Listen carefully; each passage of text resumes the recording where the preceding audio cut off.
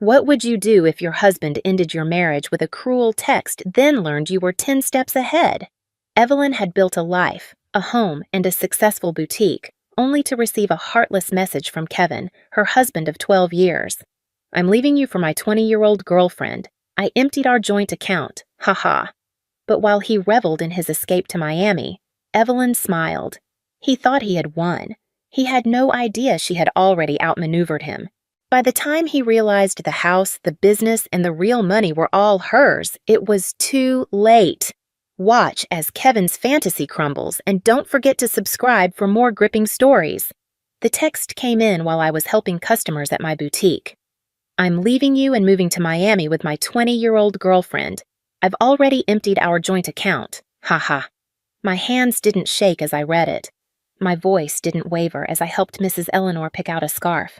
The only sign that my husband of 12 years had just detonated our marriage via text was the slight tightening around my eyes. I waited until Mrs. Eleanor left, her purchase wrapped in our signature silver paper, before typing my response.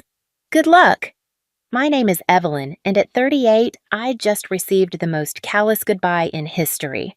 But while Kevin was probably gloating over his grand exit, imagining me crumbling in tears over his betrayal, I was calmly locking up my boutique for the day. The signs had been there for months. The sudden late nights at work that never matched his deposits, the new passwords on his phone, the way he had started obsessively going to the gym, buying expensive clothes, clinging desperately to his fading youth. 3 months ago, I found a receipt for dinner for 2 at a high-end restaurant on a night he had claimed to be working late. That same evening, I opened a separate bank account at a different bank. A week later, when he casually suggested we combine our accounts to simplify things, I had smiled and agreed while discreetly moving my personal savings to the new account. The joint account he had just emptied? It held just enough to keep up appearances, about 2 months' worth of routine deposits. The rest? Safely tucked away, along with meticulously documented records of every suspicious transaction he had made over the past year. My phone buzzed again. Don't bother begging. Brittany and I leave tomorrow. I'll send for my things later. Brittany, the new receptionist at his office. I had met her at the company Christmas party, watched her laugh too hard at Kevin's jokes, seen the way she lingered when she touched his arm. She was young enough to be his daughter, naive enough to believe she was special. I didn't respond. Instead, I called my lawyer, the one I had consulted 2 months ago when I found the hotel charges on our credit card statement. It's time, I said simply. He just made his move. The papers are ready, she replied. I'll file them first thing tomorrow. Do you want me to have him served in Miami? No rush. Let him think he's won. Another text from Kevin. I know this must be hard for you. You're not getting any younger after all. At least you have your little shop to keep you busy. My little shop. The boutique I had built from nothing. The business that earned more than his middle management job. The one whose profits I had carefully kept separate from our joint finances. I smiled, picturing the certified letters that would be waiting for him in Miami. Let him enjoy his victory lap while he could.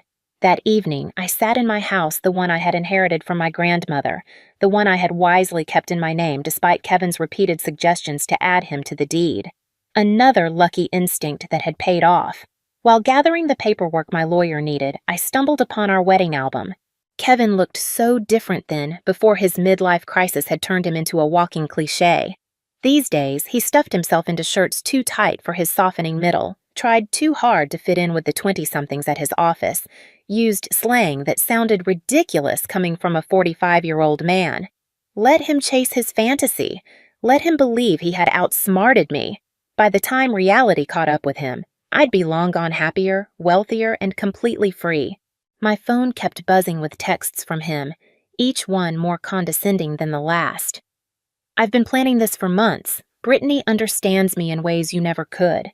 You'll be fine. Maybe you'll find someone more your own age. Already told my family. They agree we grew apart. It's nobody's fault, really. I screenshotted each message, adding them to my evidence folder.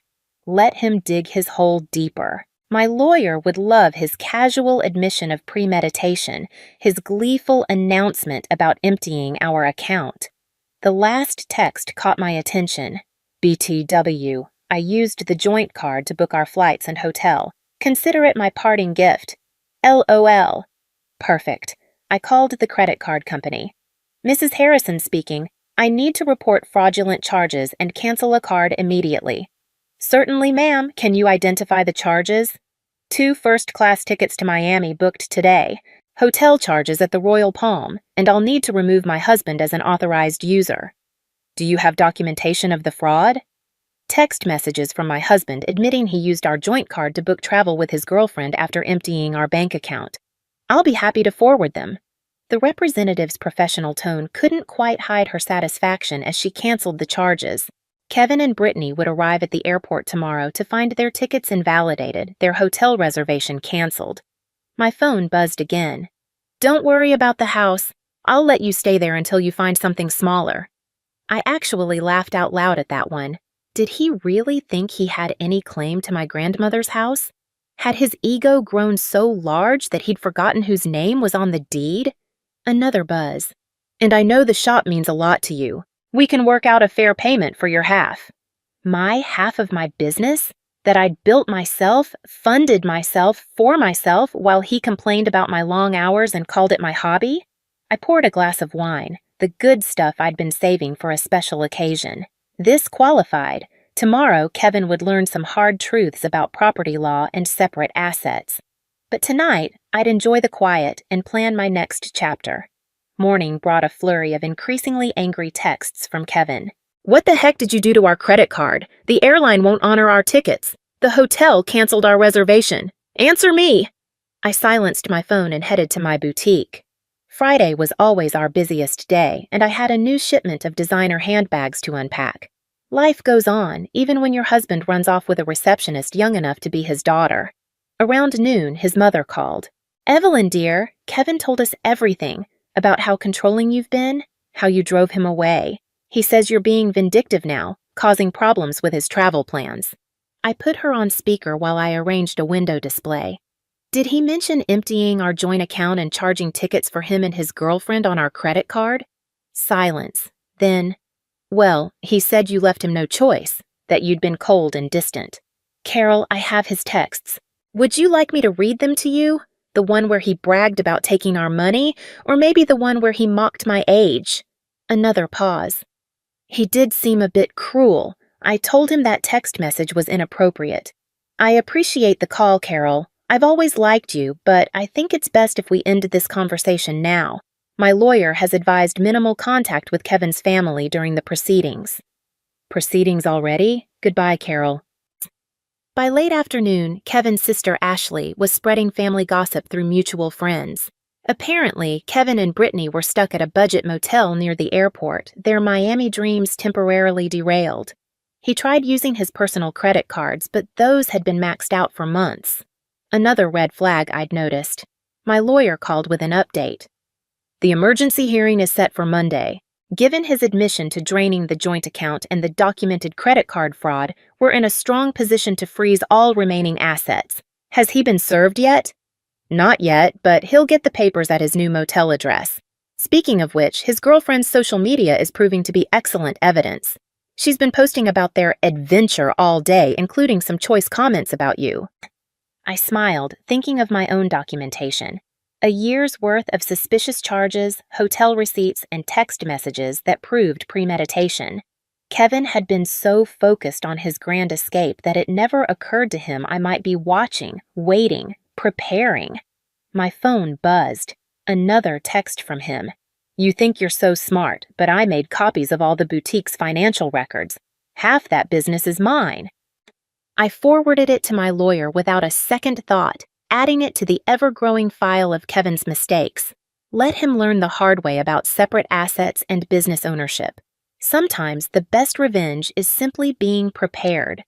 Monday arrived, and the emergency hearing was everything I could have hoped for. Kevin strolled in wearing his new young wardrobe designer jeans too tight for his age, a blazer that practically screamed midlife crisis. Outside, Brittany waited, her youth uncomfortably apparent under the harsh courthouse lighting. My lawyer presented our case methodically. Kevin's gleeful text about emptying our account, his credit card fraud, His documented history of hidden expenses, each piece laid out carefully, a damning collection of evidence built over months of quiet observation. "Your Honor," Kevin's hastily hired lawyer began, "my client admits to some rash decisions, but Mrs. Harrison's actions have been vindictive and calculating." "Calculating?" My lawyer didn't miss a beat. "You mean prudent?" My client protected her separate assets and maintained meticulous records of her husband's suspicious financial behavior.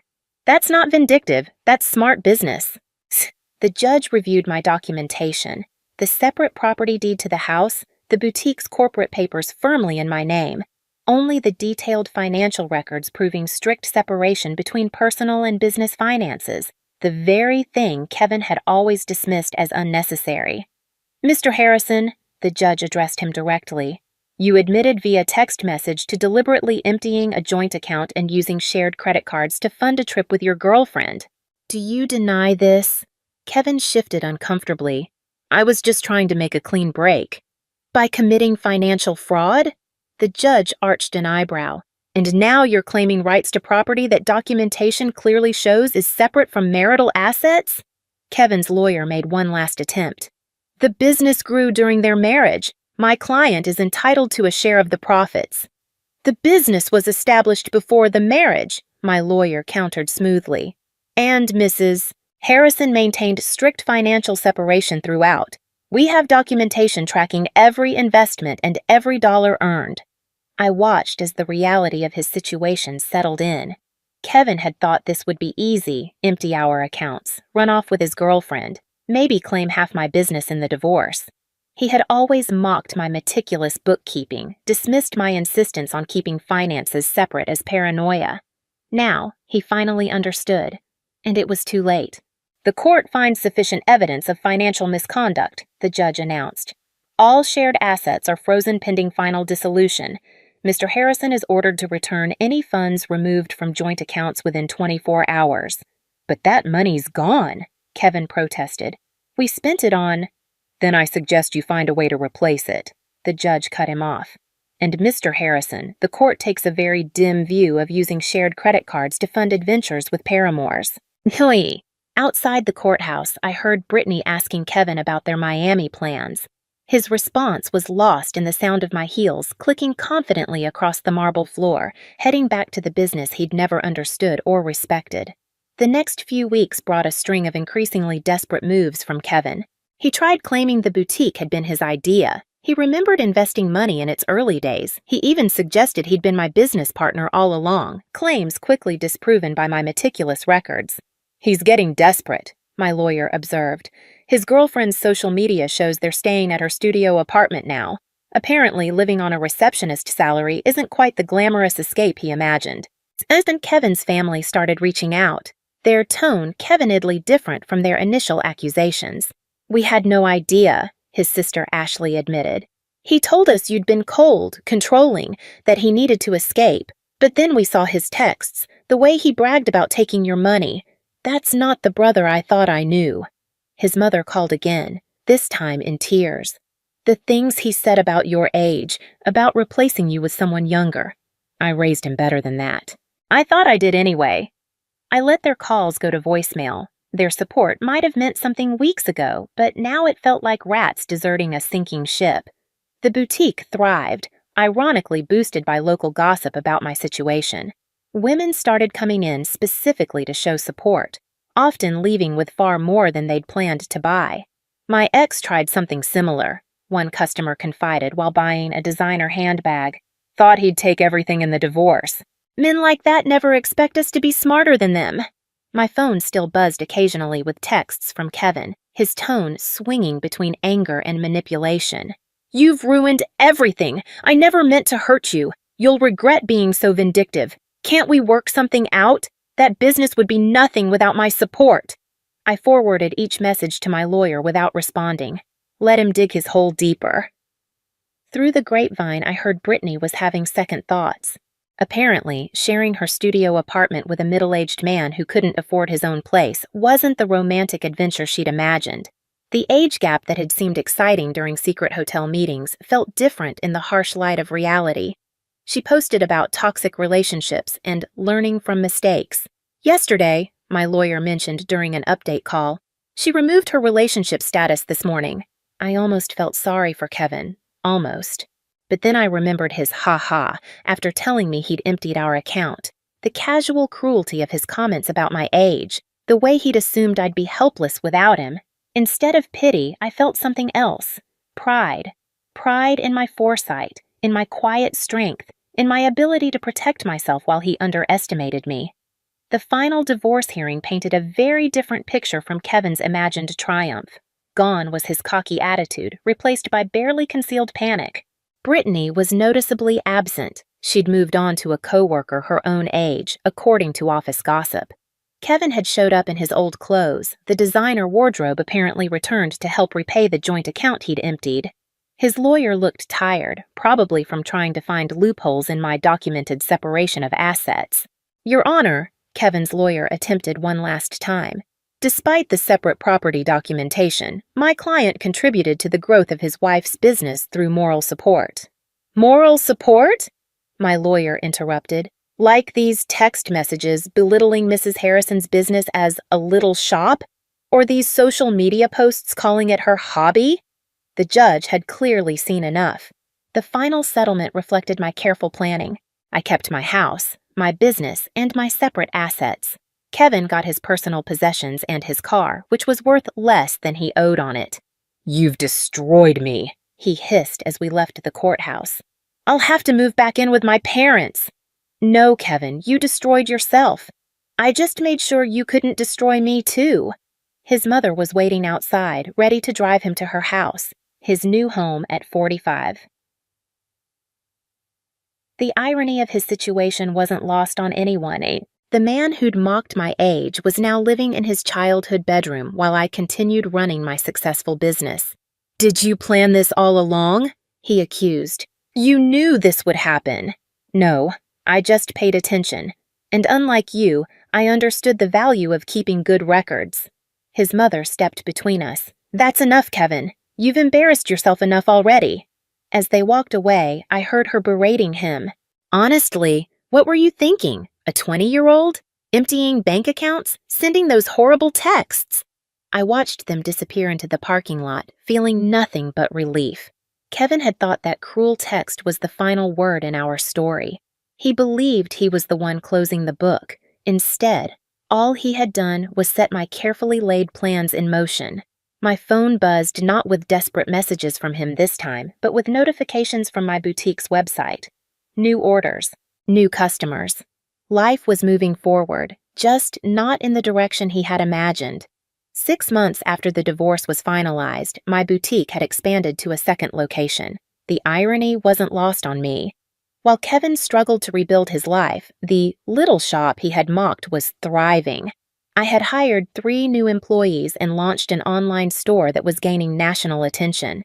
News of Kevin's downfall trickled back through mutual acquaintances.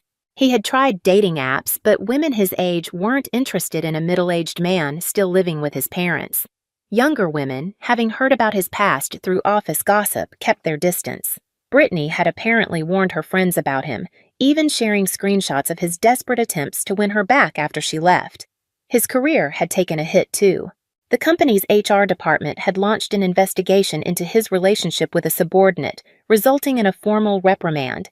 The promotion he had been expecting? It went to someone else, someone without a history of inappropriate workplace relationships. He actually tried to claim age discrimination, Ashley told me one afternoon, appearing unexpectedly at my boutique. Said they were punishing him for dating someone younger. HR just added that complaint to his file. I hadn't expected to see Kevin's sister in my store, but her presence said everything about how thoroughly he had alienated his own family. I know we didn't support you at first, she admitted, running her fingers over a silk scarf.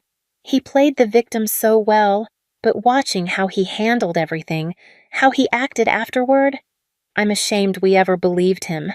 My lawyer kept me updated on Kevin's continued attempts to challenge the divorce settlement. Every petition was denied, every claim of unfair distribution dismissed with the evidence of his own actions. He actually tried arguing that his text about emptying the account was just a joke, my lawyer told me one day, barely containing her laughter. The judge asked if haha made theft less illegal. The boutique's success brought validation in ways I hadn't expected.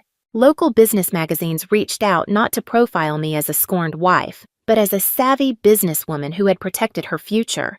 Young entrepreneurs sought my advice on keeping business and personal finances separate. Kevin had spent years trying to undermine me, belittle my ambitions, make me doubt my worth. But in the end, he had only proven that I was capable of thriving without him. The best protection is preparation, I told one young woman who reminded me of Brittany. And always trust your instincts. Kevin's mother called occasionally, usually after he'd done something particularly self-destructive. He'd tried online gambling, hoping for a quick fix to his financial problems. He'd gotten involved with a pyramid scheme that promised fast returns. Each attempt to recover his former lifestyle just dug him deeper into trouble. I don't know where we went wrong with him, she sighed during one call. His father and I offered to help him get back on his feet if he'd just take responsibility for his actions, but he's still blaming everyone else. You, Brittany, his company, the judge. I listened politely but maintained my distance. Their family drama wasn't my problem anymore.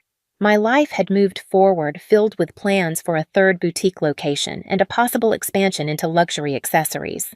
The only reminder of Kevin's impact on my life was a framed screenshot hanging in my office.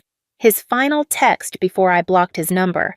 "Have fun with your little shop. At least it'll keep you busy in your old age." Below it sat my latest business award, proof that sometimes the best revenge is simply succeeding on your own terms.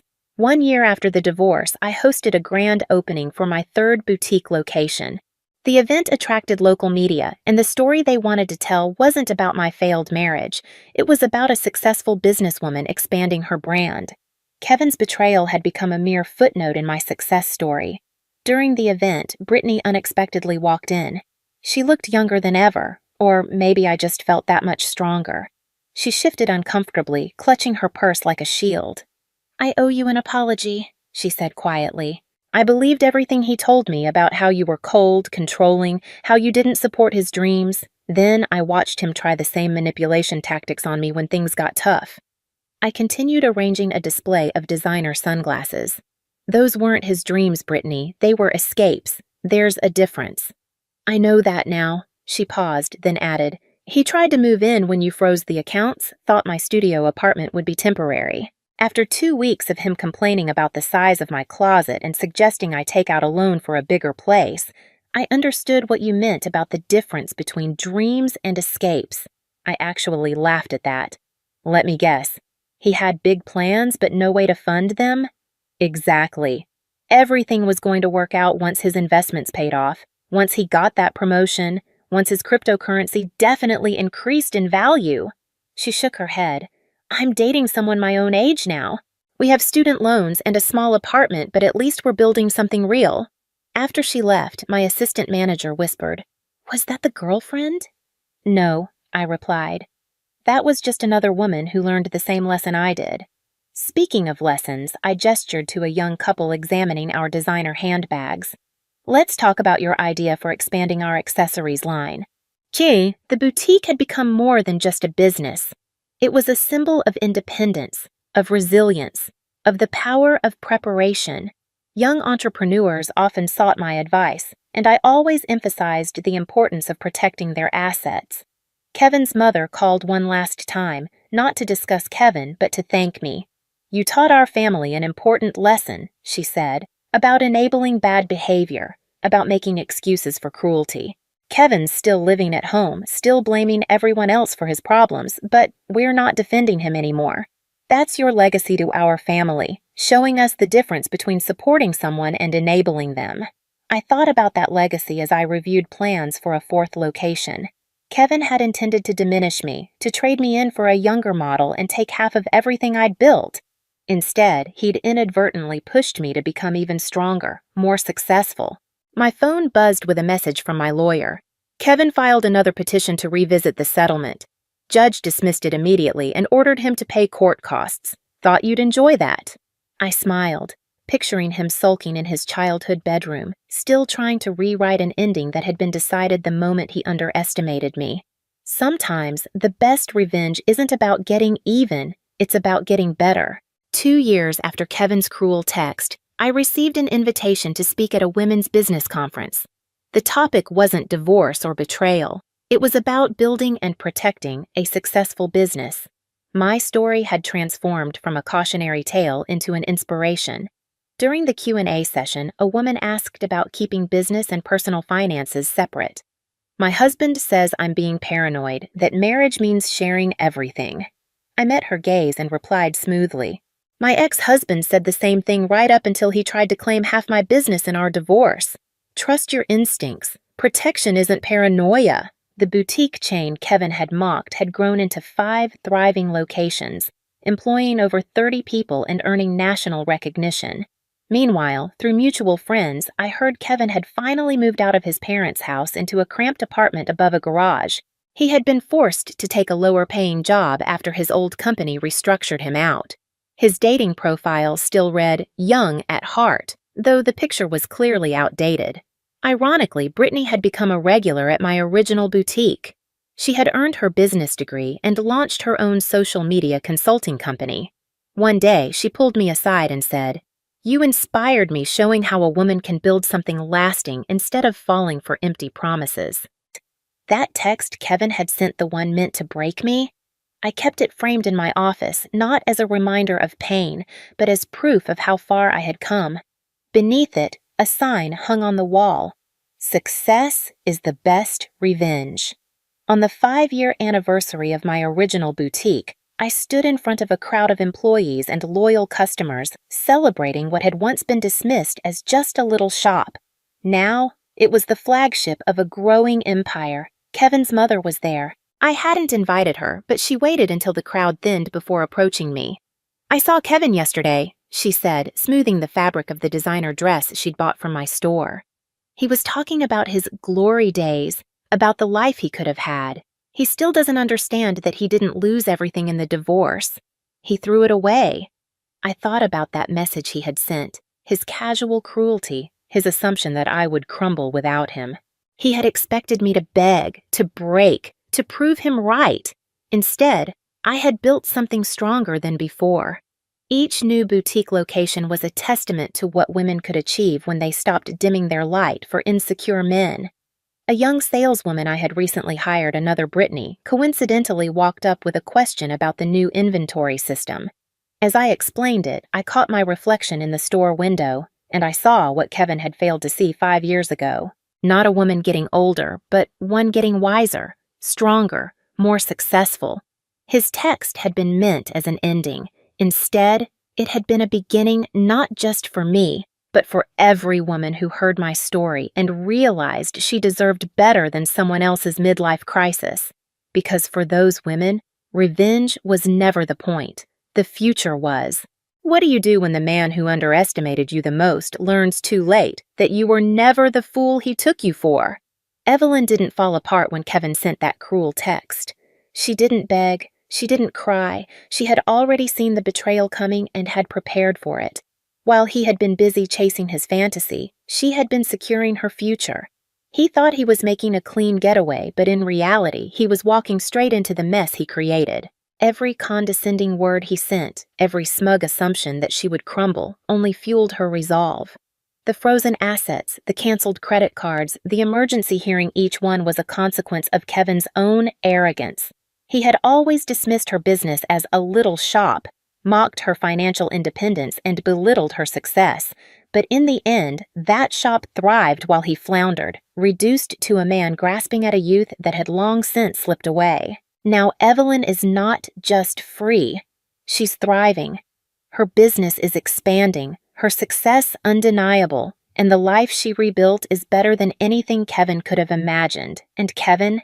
He's stuck in his own cautionary tale, living proof of what happens when you underestimate a woman with foresight. So here's the real question. Do you think Evelyn's preparation was her greatest strength, or should she have taken an even harder approach? Have you ever outsmarted someone who thought they had the upper hand? Let's talk about it in the comments. And if you enjoyed this story, Don't forget to like, subscribe, and stay tuned for more.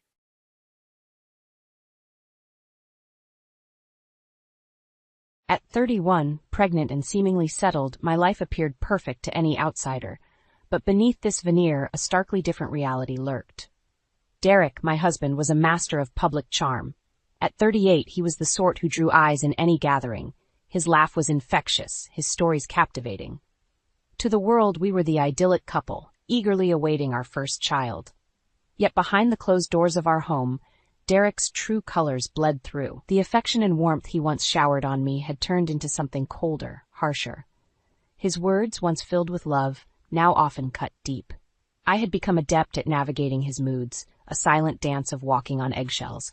I often found myself reminiscing about our early days, filled with joy and promise. Derek was rock, my confidant, but marriage seemed to unravel him, revealing a controlling and often cruel man. I told myself it was the stress of his job, but deep down, I knew these were mere excuses. The sound of a key in the lock jolted me back to reality. My heart skipped a beat. Derek was home early. Standing up quickly, I adjusted my maternity dress and tried to muster a smile. "Morning, love," Derek greeted, hanging up his coat. His voice was light, but his eyes, cold and scrutinizing, quickly scanned the room. "Good morning," I replied, my voice strained. "I wasn't expecting you so soon." He shrugged nonchalantly and headed for the fridge. "Needed a break from the office. How's the little one doing?" His hand rested on my belly, a gesture that once brought joy, now only discomfort. "He's doing fine," I managed to say. "Good," he said, his gaze lingering on me. "You look tired, Clara. You should rest more." I nodded silently, knowing better than to argue. Lunch passed in an uncomfortable silence. Derek was distant, lost in his own world, while I struggled with my meal. The tension between us was like a third unwelcome guest at the table. Post-lunch, Derek disappeared into his study, leaving me alone with my thoughts. My eyes landed on a family photo on the wall, a painful reminder of the facade we upheld. I felt trapped, a prisoner in my own home. I knew I needed to talk to someone, but who would believe the dark side of Derek, the perfect husband, the successful businessman? I felt utterly alone. As the day wore on, a resolve began to form within me. I couldn't continue living this lie, not for myself and definitely not for my unborn child. I had to find a way out, to expose Derek for who he really was. It was a daunting task, but for the sake of my child, I was ready to do whatever it took.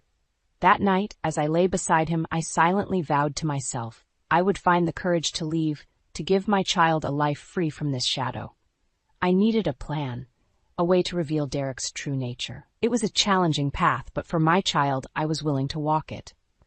I woke up to another day under the same roof as Derek, feeling the weight of my unborn child and the heavier burden of my secret turmoil. The morning was routine. Derek left for work with a peck on the cheek, a gesture so hollow it stung. As the door closed behind him, I allowed myself a moment to breathe, to feel the freedom his absence brought. But this respite was short-lived. Today, I had decided, was the day I would begin to document Derek's true nature. It was risky, but necessary. I needed evidence, something tangible to show the world the man he really was. That evening, as Derek returned, I braced myself. His mood was a barometer for the evening ahead. He came in, his face like a thundercloud.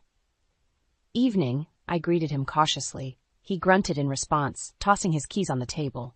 "What's for dinner?" I had prepared his favorite, roast chicken with vegetables. I hoped it might lighten his mood. "Roast chicken. It's almost ready." He eyed the kitchen suspiciously, as if expecting a flaw. "Make sure it's not dry this time." I nodded, feeling a knot in my stomach. At dinner, Derek picked at his food, his frown deepening with every bite. "This is bland," he muttered, pushing his plate away. "Can't you do anything right?" I clenched my fists under the table, forcing a calm I didn't feel. "I'm sorry, Derek. I'll try to do better." "You always say that, but I see no improvement." His voice was laced with contempt. I wanted to scream, to tell him how his words crushed me, but I held back. Instead, I quietly cleared the table, feeling his eyes bore into me. Later that night, in the privacy of my room, I took out my phone and began to write everything down. Every harsh word, every dismissive gesture. It felt like opening a floodgate, the words pouring out of me. This diary would be my weapon, a testament to the truth. The next few days were a blur of tension and silent suffering. Derek's mood swung wildly, and I tiptoed around him, capturing every incident in my phone. His disdainful comments, his careless disregard for my well-being. I recorded it all. One evening, as we sat watching TV, Derek suddenly turned to me. "Why are you so quiet these days? You used to be more lively." I met his gaze, my heart pounding. "Just tired, I guess," he scoffed. "You're always tired. What do you even do all day?" His words were like a slap in the face, but I swallowed the hurt. "Taking care of the house and preparing for the baby," I said quietly. Derek laughed, a harsh, mocking sound. "Taking care of the house? Look at this place. You're barely managing." I felt a tear escape my eye, but I quickly wiped it away. This was the Derek that the world needed to see, the one hidden behind closed doors, and I was going to expose him. Each day blurred into the next, a monotonous cycle of dread and resilience. Derek's behavior worsened, his mask slipping more frequently. I continued to document every cruel word, every cold gesture, building my case against him in secret. Then came the day that changed everything. It was a Thursday, mundane in every way, until Derek stormed home early from work, his face twisted in fury. "What's wrong?" I asked, my voice barely above a whisper. "The incompetence at work is driving me insane," he yelled, slamming his briefcase on the table. "Can't anyone do their job right?" I stepped back, feeling the walls of the room closing in. "Derek, please, you're scaring me." "Scaring you?" He scoffed. "I'm not even doing anything yet." His words sent a chill down my spine. I knew I had to be careful, to not provoke him further. But it was like walking through a minefield, blindfolded. As I tried to calm him, suggesting he relax and take a break, Derek's rage only grew. He began to hurl insults, each word a dagger aimed at my heart. I retreated to the kitchen, hoping to put some distance between us, but he followed, his anger a palpable force. "You're useless, Clara. Can't cook, can't clean. What good are you?" I stood there, my back against the counter, feeling trapped. My hand found a pair of scissors lying there, a mundane household tool, yet in that moment a lifeline. As Derek advanced, I held the scissors up defensively. "Stay back, Derek, please."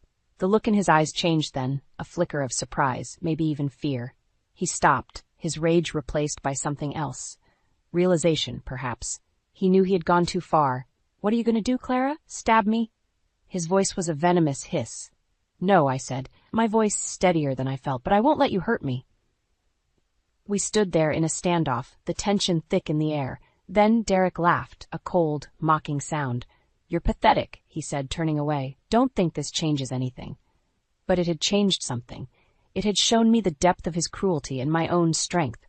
I knew then that I had to act, to bring his true nature to light. That night, after Derek had gone to bed, I sent an email to his boss, attaching excerpts from my diary. I detailed the abuse, the fear, the reality of living with Derek. It was a risk, exposing him like this, but I had reached my breaking point. The next morning, Derek left for work as usual, unaware of the storm that was brewing. I waited, my heart pounding, for the inevitable fallout. It came in the form of a phone call from Derek's boss. He was shocked, apologetic. He had no idea, he said. He promised to handle the situation. Later that day, Derek came home, his expression one of defeat. He had been suspended from work, pending an investigation. The mask he wore so well had slipped, revealing the monster beneath to the world. As I looked at him, I felt a mix of emotions, fear, relief, a sense of justice. This was just the beginning, I knew. There would be more battles to fight, more truths to uncover. But for the first time in a long time, I felt hope. "I know what you did, Clara," Derek said, his voice low. "Yes," I replied, meeting his gaze, "and I'd do it again." The aftermath of my email was like a storm breaking. Derek was a shadow of his former self, his arrogance replaced by a sullen, brooding demeanor. But I knew better than to let my guard down. In the silence of our home, his resentment simmered like a cauldron on the verge of boiling over. Uncle Jack, my late father's brother and the only family I had left, was the first person I reached out to. He had always been a pillar of strength, and I knew I could trust him with the truth. "Clara, I always suspected something was off," Uncle Jack said over the phone, his voice heavy with concern. "Why didn't you tell me sooner?"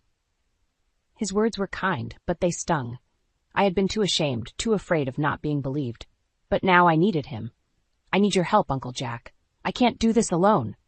"We'll get you out of this, Clara. You're not alone anymore," he assured me. and I felt a glimmer of hope. In the following days, I focused on my plan. I continued to document Derek's behavior, each entry more damning than the last.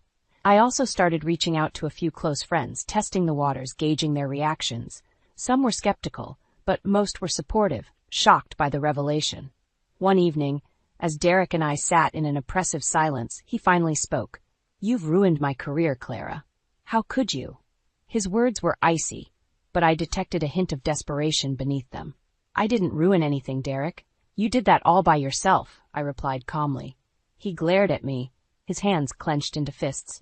"You think you're smart, don't you? Exposing me, turning everyone against me." I met his gaze steadily.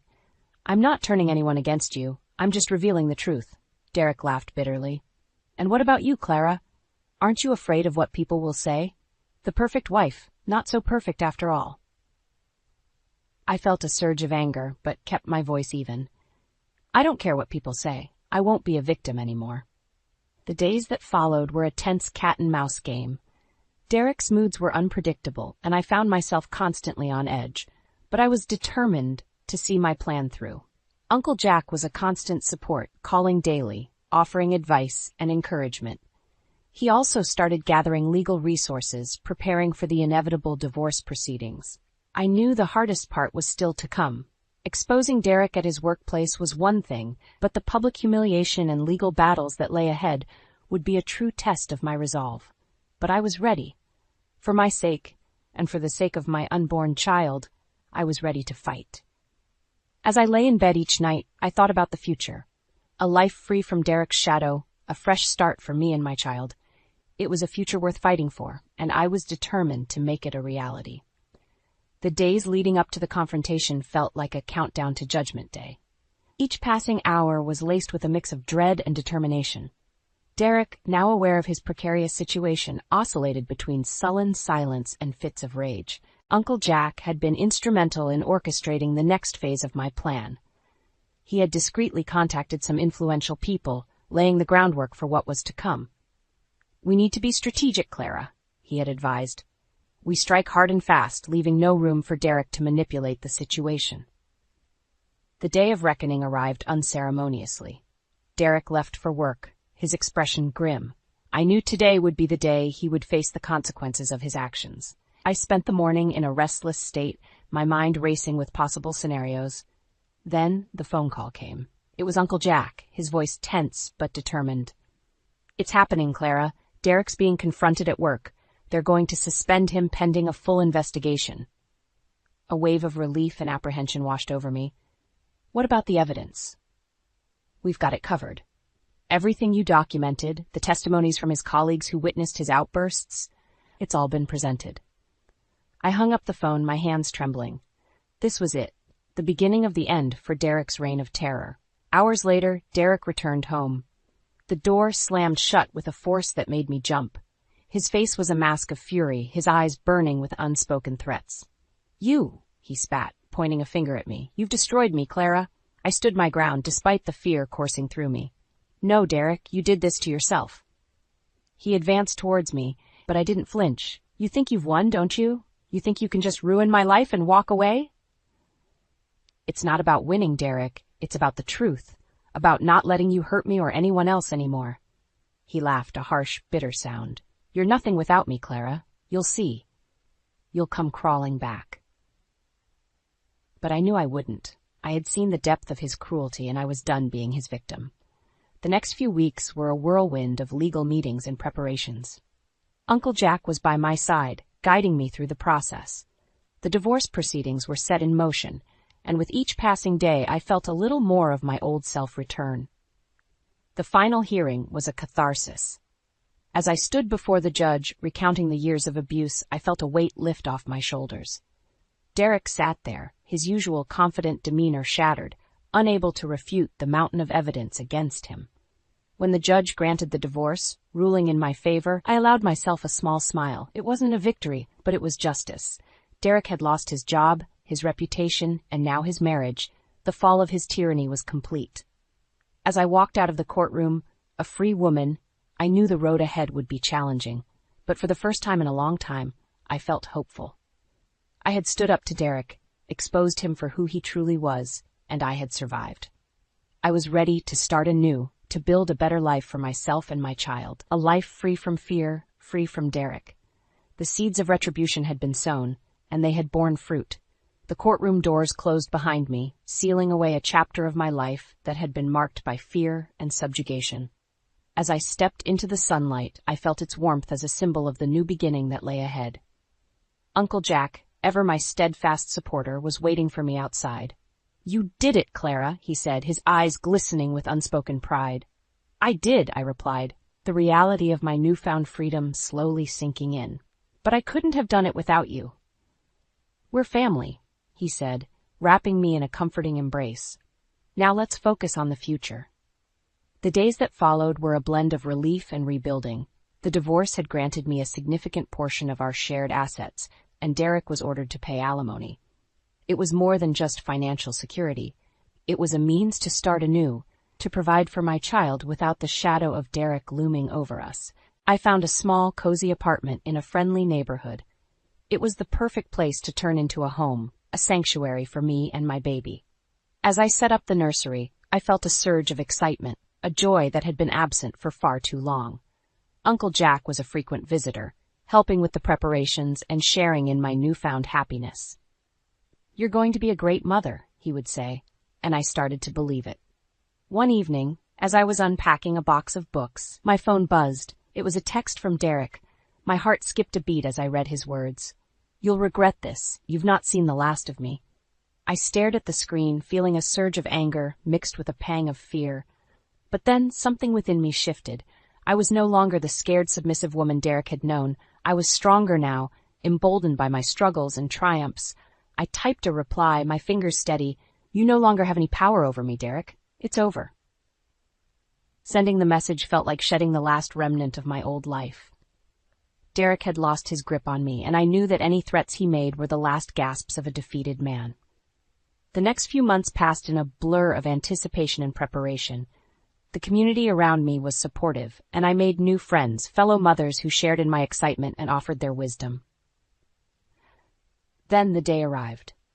The birth of my child, a beautiful baby girl, was the culmination of all my hopes and dreams. Holding her in my arms, I felt an overwhelming sense of love and protection. As I looked into her eyes, I made a silent promise. I would give her the life she deserved, full of love, happiness, and freedom. A life so starkly different from the one I had endured. In the end, the dawn of liberation was not just about freeing myself from Derek. It was about breaking the cycle, about building a future where my daughter could thrive, unburdened by the shadows of the past. And in that future, I saw not just survival, but the promise of joy and the endless possibilities that lay ahead. Life with my daughter, Lily, brought a sense of fulfillment I had never known. Each day with her was a gift, a reminder of the new path I had forged for us. She was my little beacon of hope, her laughter and bright eyes a constant source of joy. Uncle Jack was a regular presence in our lives, doting on Lily as if she were his own granddaughter.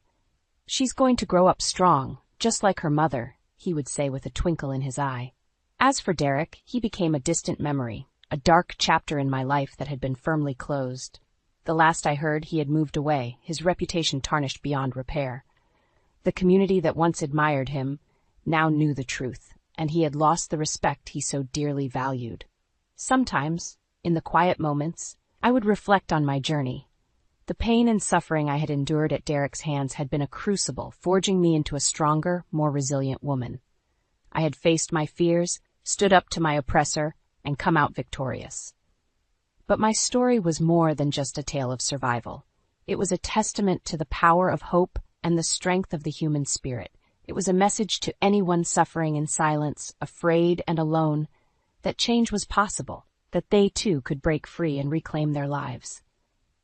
One evening, as I put Lily to bed, I looked down at her peaceful face and felt an overwhelming sense of gratitude. I had fought for this, for her right to grow up in a world free of fear and full of love. As I left her room, the soft glow of the nightlight casting a gentle aura around her, I paused at the doorway. The future was unwritten, a canvas waiting to be painted with the colors of our lives. There would be challenges, no doubt, but I was ready to face them head on. With Lily by my side and the support of Uncle Jack and my new friends, I felt unstoppable. The scars of the past would always be a part of me, but they no longer defined me. I was Clara, a survivor, a mother, a woman reborn. As I sat down in the living room, a sense of peace settled over me. The struggles I had faced had led me to this moment, to a life filled with promise and possibility. Tomorrow was a new day, and it was ours to embrace. And in that promise of tomorrow, I found not just an end, but a beautiful beginning.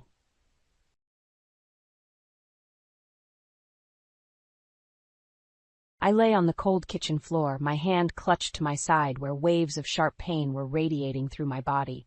It felt like a knife twisting inside me. My 7-year-old daughter, Lily, stood nearby, her small face etched with fear. "Mommy, are you okay?" Lily's voice quivered, barely above a whisper. I tried to sound reassuring, despite the agony. "I'll be fine, honey. Just a bad stomachache," I lied, attempting to mask the severity of my pain. Footsteps echoed through the hallway as my husband, David, appeared in the doorway. His expression was one of annoyance rather than concern. He was all set for his trip, suitcase in hand. "What's going on, Evelyn? Why are you on the floor?" David asked, his voice tinged with irritation. "I think it's appendicitis, David. It's really bad. We need to go to the hospital," I managed to gasp out, each word punctuated by pain. He scoffed at me. "Appendicitis? You're probably overreacting. It's likely just indigestion." "But David, I really think—" My words were cut off by a sharp jolt of pain, causing me to wince. David checked his watch, his impatience palpable. "I can't miss this trip with Rachel. Just call a taxi or something." I couldn't believe what I was hearing. "David, I can't even move. Lily's here. I need you," I pleaded, my voice laced with desperation. He shook his head, unmoved. "I'm sure it's nothing. Call if it gets worse." And with that, he left, his suitcase trailing behind him. I was left alone, in pain, with Lily. Lily's small hands found mine, her tears mirroring my own. "Mommy, don't be sick. You have to be okay." I gathered what little strength I had, pulling Lily close. "I'm here, darling. Mommy's here."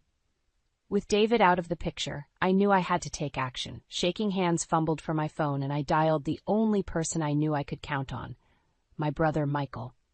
The phone rang, its sound echoing in the quiet kitchen. "Hello?" Michael's voice was a beacon of hope. "Michael, it's Evelyn. I need help. I think it's appendicitis. I can't move and Lily is frightened," I said, each word a struggle. There was a brief, stunned silence, then Michael's voice, steady and strong. "I'm coming right now. Hold on, Evelyn. I'll be there as soon as I can." Leaning back against the cold tile, I closed my eyes, trying to keep the pain at bay. Lily cuddled up to me, her presence a small comfort. In that moment, a resolve formed within me. David's abandonment in my time of need would not be forgotten. It was a deep cut, a betrayal that marked the beginning of a change. As I waited for Michael, one thing was clear. Things would never be the same. I was going to make sure of it. As I lay in the hospital bed, the sterile white walls and the soft beeps of the machines around me felt strangely comforting. The surgery for my appendicitis had been a success, but the emotional wound left by David's abandonment was still raw. I had managed to call my parents to take care of Lily while I recovered, their voices filled with concern and unspoken questions about David's absence. 3 days later, I was back home, the physical pain a dull reminder of the recent ordeal. Lily, her face brightening at my return, ran into my arms. "Mommy, you're back. Are you all better now?"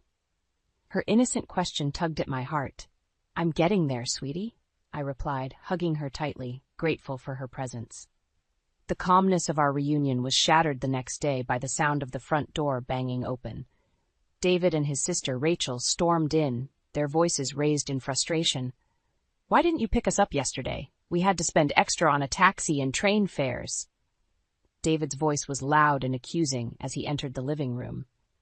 I felt a surge of anger at his audacity. "Welcome back. You must have had a tough time," I said coldly, meeting his gaze with a glare. David stopped in his tracks, surprised by my icy reception. Rachel, too, seemed taken aback by the tension in the room. "What's with the attitude, Evelyn?" David demanded. I couldn't hold back any longer. "While you were off enjoying your trip, I was in the hospital," I said, my voice steady but seething with anger. "And you, Rachel, always demanding David's time without a thought for his family." Rachel's face reddened, and David looked bewildered. What are you talking about? You were okay, right? He retorted, his tone dismissive. It's not just about being okay, David. It's about being there when your family needs you, I shot back, my frustration boiling over. Before David could respond, the living room door opened, and in walked Michael, our parents, and David's parents.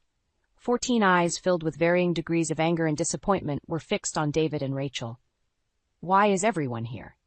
David's voice faltered, his confidence waning under their collective glare.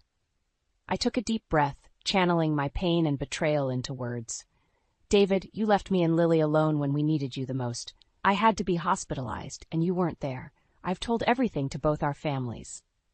David seemed to shrink under the weight of my words, his usual bravado nowhere in sight. His eyes darted around, seeking an ally, but found none. It's not just about this one incident, David. It's about all the times you've put Rachel's needs above your own family, my brother Michael added, his tone laced with disappointment. Rachel, usually so confident, looked uncomfortable, her gaze shifting from the floor to the angry faces around her. David tried to defend himself, his words a mix of excuses and feeble attempts at justification. The confrontation was intense, the air thick with tension. But for me, it was a turning point. I realized that I couldn't continue living in the shadow of David's neglect. It was time for change, time for me to stand up for myself and Lily. The meeting ended with no resolution, but the message was clear. I had the support of both our families, and David's careless facade had been shattered. As they left, David's parents gave me a look of sympathy, a silent acknowledgement of their son's failings. That night, as I lay in bed, the events of the day replayed in my mind. I felt a mix of emotions, anger, disappointment, but also a newfound strength. David had shown his true colors, and it was time for me to take control of my life. The days following the confrontation were heavy with unspoken words and tension. David tried to act as if nothing had changed, but the air between us was thick with the unsaid. I spent those days reflecting, realizing the depth of my unhappiness and the need for change. The decision I came to wasn't easy, but it felt necessary, like a breath of fresh air in a long stifled room. One evening, as David sat on the couch, nonchalantly flipping through the TV channels, I walked up to him, a folder in my hand. My heart was pounding, but my resolve was firm. David, we need to talk, I said, my voice steady. He glanced up, a flicker of annoyance crossing his face. What now, Evelyn? I took a deep breath and handed him the folder. I want a divorce. David stared at me, his expression a mix of disbelief and mockery. Divorce? Don't be ridiculous, Evelyn. You're overreacting. I shook my head, feeling a sense of empowerment growing within me. It's not an overreaction. I've thought about this a lot. You've constantly put Rachel and yourself before me and Lily. I can't live like this anymore. David's face twisted into a sneer. You think you can manage on your own? Don't be naive, Evelyn. His words were meant to wound, but I stood my ground. I'm not naive, David. I'm aware of what this means, but I'd rather face that uncertainty than continue feeling invisible in my own marriage. He laughed, a cold, harsh sound. Good luck, Evelyn. You'll come crawling back once you realize how hard it is out there.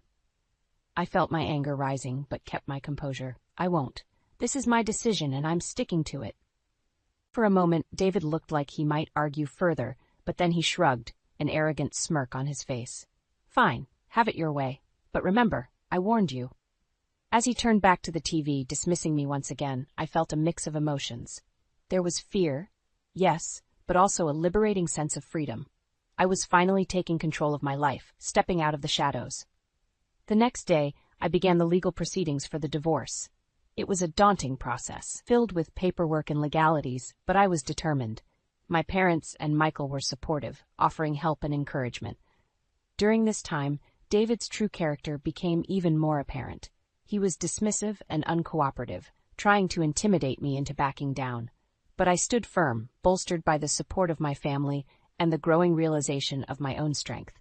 As the days passed, David's facade began to crumble. The charming, confident man I had married was revealed to be selfish and manipulative, his true colors exposed for all to see. The divorce proceedings were tough, but I faced them head-on, each step forward a testament to my newfound resolve. I was no longer the woman who lay on the kitchen floor, ignored and in pain. I was a woman reclaiming her life, her dignity, and her happiness. The divorce was a grueling process, marked by David's attempts to undermine and belittle me at every turn. He would often sneer during our meetings, making snide remarks about my capabilities as a mother and my future without him. But his words, once so debilitating, now only fueled my determination to break free from his toxic grasp. "Enjoy your life of struggle, Evelyn," David taunted during one of our final meetings. "You'll soon realize how good you had it with me." His arrogance was infuriating, but I kept my composure. "I'd rather struggle every day than spend another moment with someone who has so little regard for his family," I retorted, my voice unwavering. David's smug expression faltered for a moment, replaced by a flash of anger. He quickly masked it with a scoff, but I could tell my words had hit their mark. The day the divorce was finalized, I felt a strange mix of relief and apprehension. I was free from David, but the journey ahead was daunting. Yet, as I walked out of the courthouse, a sense of liberation washed over me. I was ready to face whatever challenges lay ahead. In the weeks that followed, David's life began to unravel. His neglectful behavior and the divorce became the talk of his workplace. Colleagues who once admired him now looked at him with a mix of pity and disdain. His charming facade had crumbled, revealing the pettiness and selfishness beneath. Word of our divorce and the reasons behind it spread through our community, thanks largely to my cousin, a well-known figure in our neighborhood. David, who had always prided himself on his image and reputation, found himself the subject of whispered conversations and judgmental glances. Rachel, too, faced her share of backlash. Her interference in our marriage was now public knowledge, and friends and neighbors began to view her with suspicion and disapproval. The bond she once shared with David, unbreakable in her eyes, was now strained and awkward. One evening, while picking up Lily from school, I overheard a heated argument between David and Rachel outside their house. Their voices were laced with blame and resentment. "It's your fault we're in this mess, Rachel," David yelled, his frustration evident. "How dare you blame me? You're the one who couldn't keep your family together." Rachel shot back, her voice high with anger. Their argument was a stark contrast to the united front they once presented. The seeds of discord sown by their actions had finally borne fruit, and they were now reaping the consequences. As I walked away with Lily, I felt a sense of vindication. David and Rachel were finally facing the repercussions of their selfishness. It was a harsh lesson, but one they had brought upon themselves. That night, as Lily slept peacefully in her room, I sat by the window, reflecting on the past few months. The journey had been difficult, but it had led me to a place of strength and self-respect. I had fought for my dignity and for Lily's future, and though the road ahead was uncertain, I felt ready to face it with newfound confidence. In the aftermath of the divorce, life settled into a new rhythm, one that was quieter but more fulfilling. The shackles of my unhappy marriage were gone, and in their place was a newfound sense of independence. I started to rebuild my life, piece by piece with Lily by my side. My first step was to secure a job. The gap in my resume, due to years dedicated to motherhood, was a concern, but I was determined. After several interviews, I landed a position at a small accounting firm. The firm was run by a woman who believed in supporting working mothers, and the environment was understanding and flexible. It was a perfect fit for me. Lily adapted to the changes with the resilience that only children possess. She started kindergarten, her days filled with new friends and learning. Her laughter and chatter filled our home with joy, a stark contrast to the tense silence that had pervaded it before. But the echoes of my past with David were not completely silenced. One afternoon, while dropping Lily off at school, I overheard a group of parents whispering, "That's her, Evelyn. Heard her husband left her because he couldn't stand being around her anymore." Their words stung, but I held my head high. The gossip and judgment were small prices to pay for the freedom and peace I now had. Meanwhile, David's downfall continued.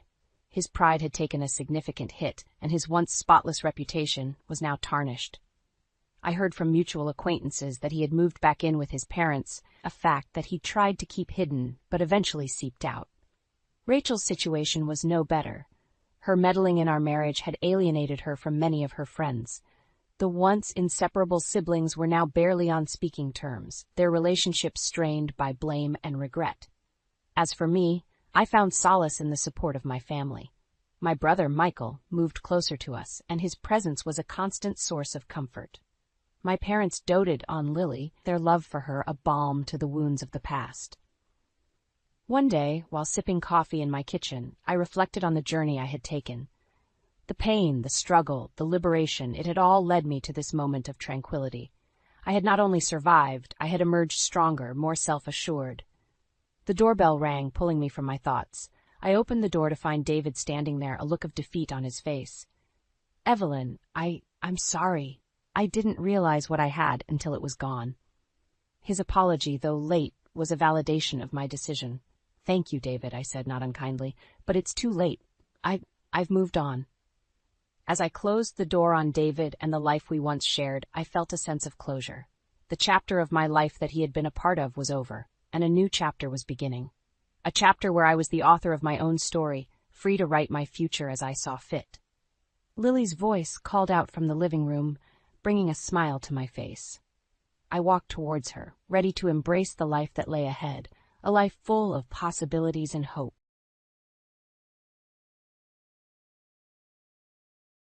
"I've had enough, Nathan. I want a divorce." The words tumbled from my mouth, heavy with a mixture of fear and resolution. Nathan, my husband of 6 years, stared at me, his face a blend of disbelief and anger. "What are you talking about, Eliza? This is ridiculous," he exclaimed, his voice rising in frustration. I took a step back, feeling the weight of years of unspoken grievances pressing down on me. "This isn't a spur-of-the-moment decision. I've thought this through," I replied, my voice steadier than I felt. Nathan scoffed and crossed his arms. "You'll change your mind. You always do." But this time was different. I wouldn't change my mind. The endless cycle of neglect, his dismissive attitude towards my career as an interior designer, and the stifling loneliness that had crept into our marriage were suffocating me. It was time for a change.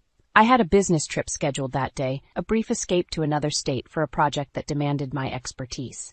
Time was not on my side, and Nathan's unwillingness to have a constructive conversation only cemented my decision. I grabbed my suitcase, giving him one last look, a mix of sorrow and determination in my eyes. "I really mean it, Nathan. I'm done." His response was a cold, harsh laugh as he turned away, dismissing my words and me along with them.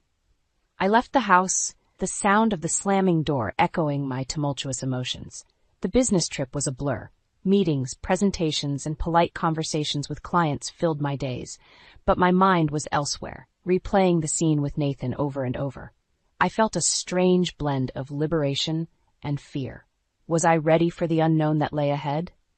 Returning home the next day, the house was silent, almost reflective of the void in my heart.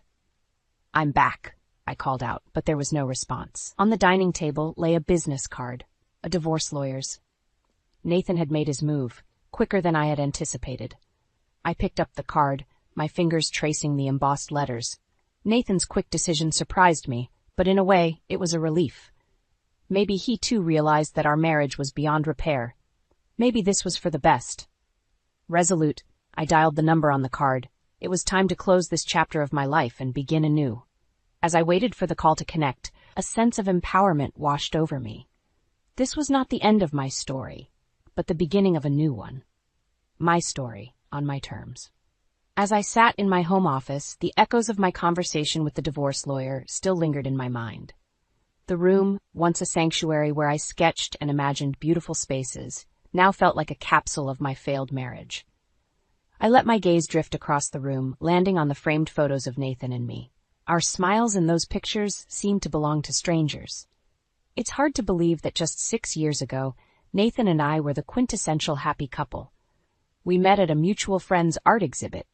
He was charming, with a quick wit that matched my own.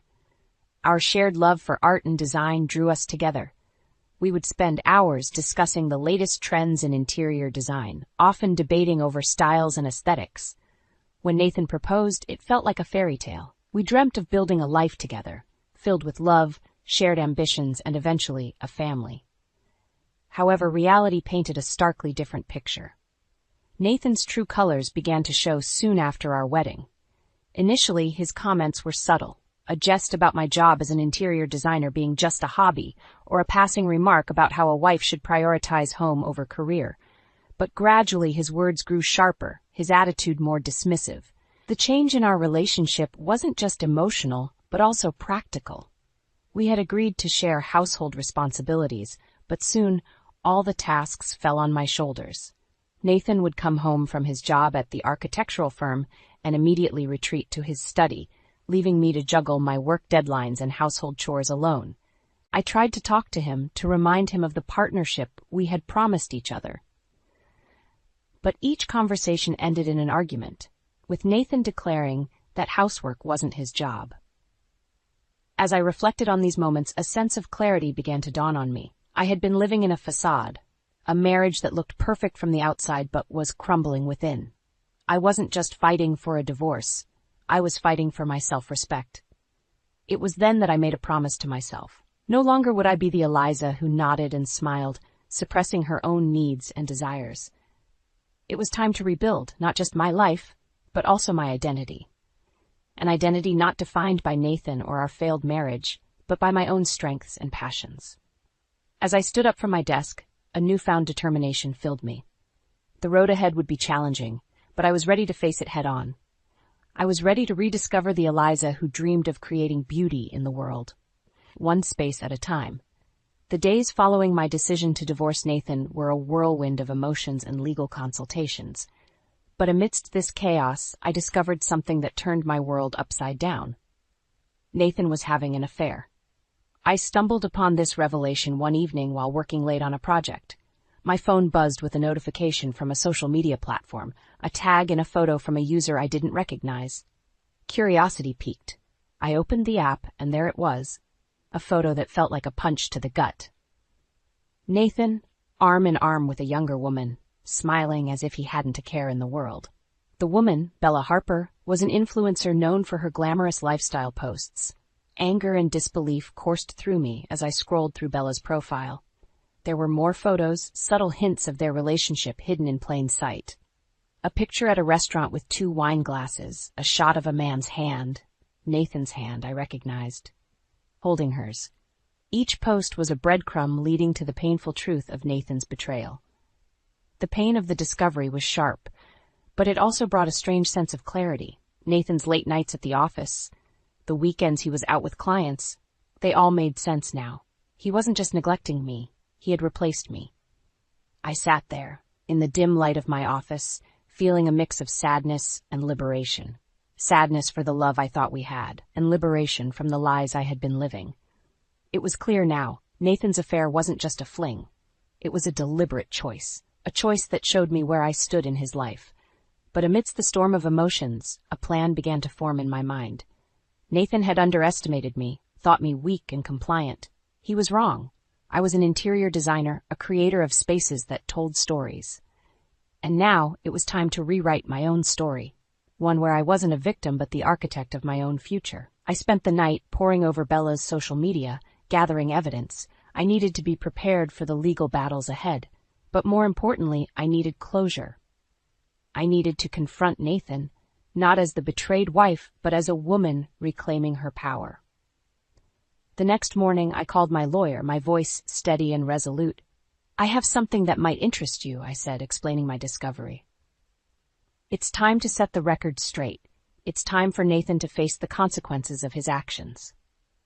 The revelation of Nathan's affair with Bella Harper changed everything. It was not just a betrayal. It was a mockery of the vows we had once taken so earnestly. The pain was deep, but it ignited a fire within me, a resolve to stand up for myself and reclaim my life. In the following weeks, I threw myself into my work with a renewed vigor, channeling my emotions into creativity. My designs were bolder, my concepts more daring. It was as if by freeing myself from Nathan's shadow, I had unleashed a part of me that was long suppressed. But the reality of my personal life couldn't be ignored. The divorce proceedings were underway, and with each meeting with my lawyer, I felt a step closer to freedom. I gathered all the evidence of Nathan's affair, preparing myself for the battles ahead. One evening, as I sat reviewing legal documents, Nathan walked in, his demeanor a strange mix of defiance and guilt. "So, you're really going through with this, huh?" he asked, his voice tinged with bitterness. Yes, Nathan, I am, I replied calmly, without looking up from the papers. He let out a scoff. You think you'll be better off without me? You think you can just throw away our marriage like it's nothing? Our marriage ended the moment you decided to be with someone else, Nathan, I said, finally looking at him. I'm not throwing away anything. I'm just picking up the pieces of what you broke. Nathan's face hardened. You'll regret this, Eliza. You're making a mistake. No, Nathan. The mistake was thinking you would change, but I'm correcting that mistake now. He didn't respond, just turned and left the room, his silence more telling than words. The day of the final hearing arrived quicker than I had anticipated. Standing before the judge, I felt an odd sense of peace. This was it, the moment of truth. Nathan and I presented our cases, the evidence of his affair leaving him with little to defend. The judge's gavel sounded like a bell of liberation when the divorce was finalized. I walked out of the courtroom, a free woman. But this was not just a legal victory. It was a personal triumph. I had stood up against the injustice and disrespect that had colored my marriage. As I stepped outside, the sun seemed brighter, the air fresher. I was no longer Eliza, Nathan's wife. I was Eliza Bennett, a woman who had reclaimed her life, her identity. But this was just the beginning. The next chapter of my life was waiting to be written, and I was ready to be its author. The finality of the divorce brought a sense of closure, but it also opened a new chapter of confrontations and revelations. It was time to face Nathan and his mistress, Bella Harper, in a way they never expected. I continued to live in the same house with Nathan until everything was settled. Our interactions were minimal, cold, and strictly necessary. He had already started to bring Bella around, flaunting his new relationship in a way that seemed designed to provoke me. But I refused to give him that satisfaction. I was planning, waiting for the right moment to make my move. One evening, as I sat in my studio surrounded by my designs, I heard them laughing in the living room. Something about their carefree joy struck a nerve. It was a stark reminder of the life Nathan had shattered.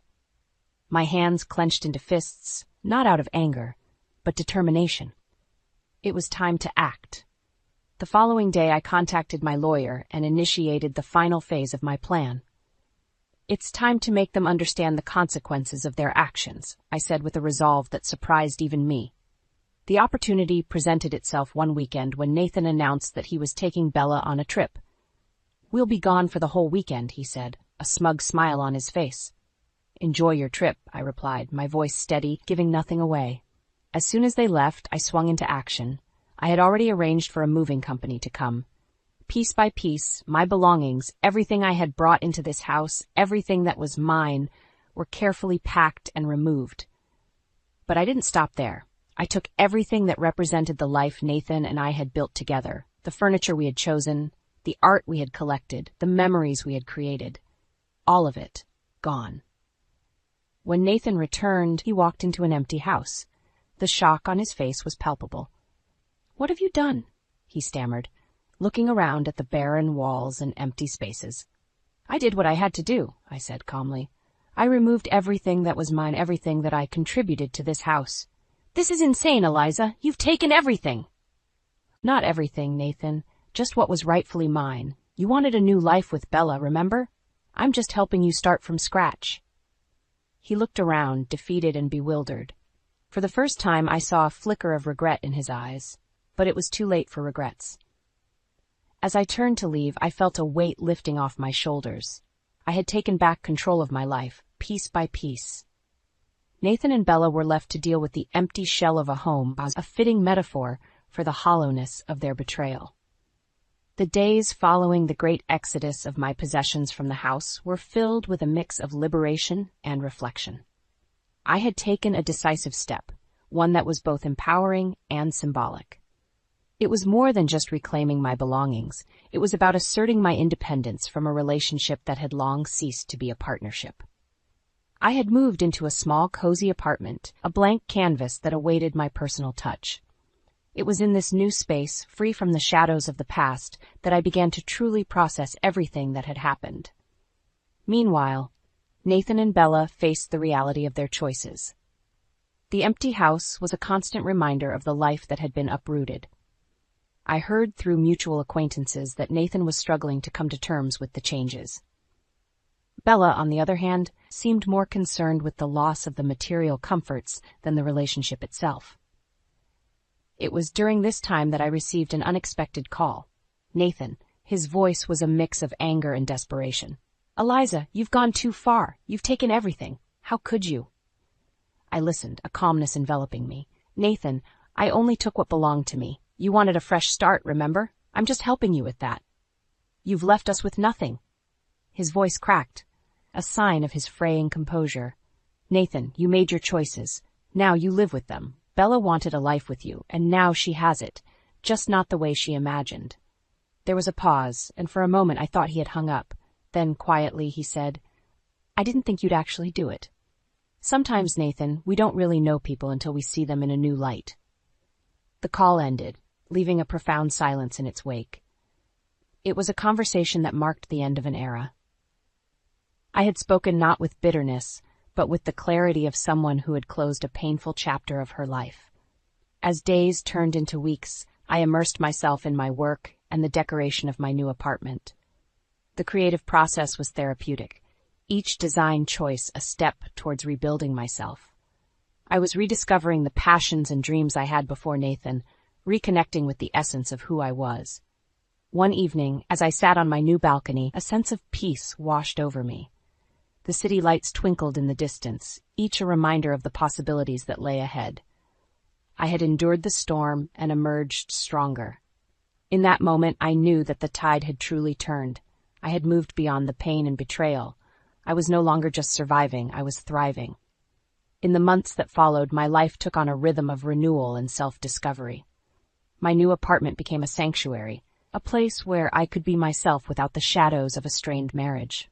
Meanwhile, the repercussions of my decisive actions were unfolding in ways I hadn't anticipated. Word reached me about Nathan and Bella's struggles.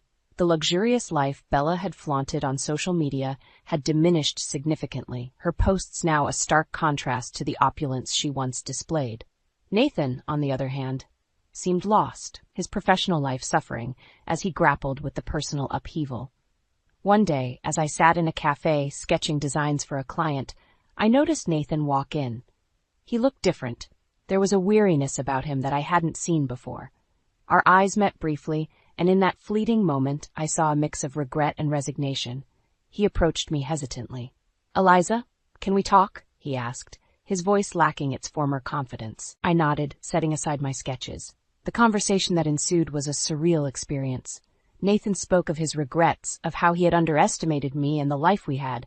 He talked about Bella, about how their relationship was nothing more than a facade, a superficial connection that paled in comparison to what we had. I listened, not with satisfaction but with a sense of closure. "Nathan, we both made choices," I said calmly. "You chose a path, and I chose mine. We can't undo the past, but we can learn from it." As Nathan left the cafe, I felt a final thread of our connection sever. It was an unspoken goodbye, a mutual acknowledgement that our chapter was closed. Emboldened by these events, I dove deeper into my career. My designs gained recognition, leading to more prestigious projects. I also reconnected with old friends and even made new ones.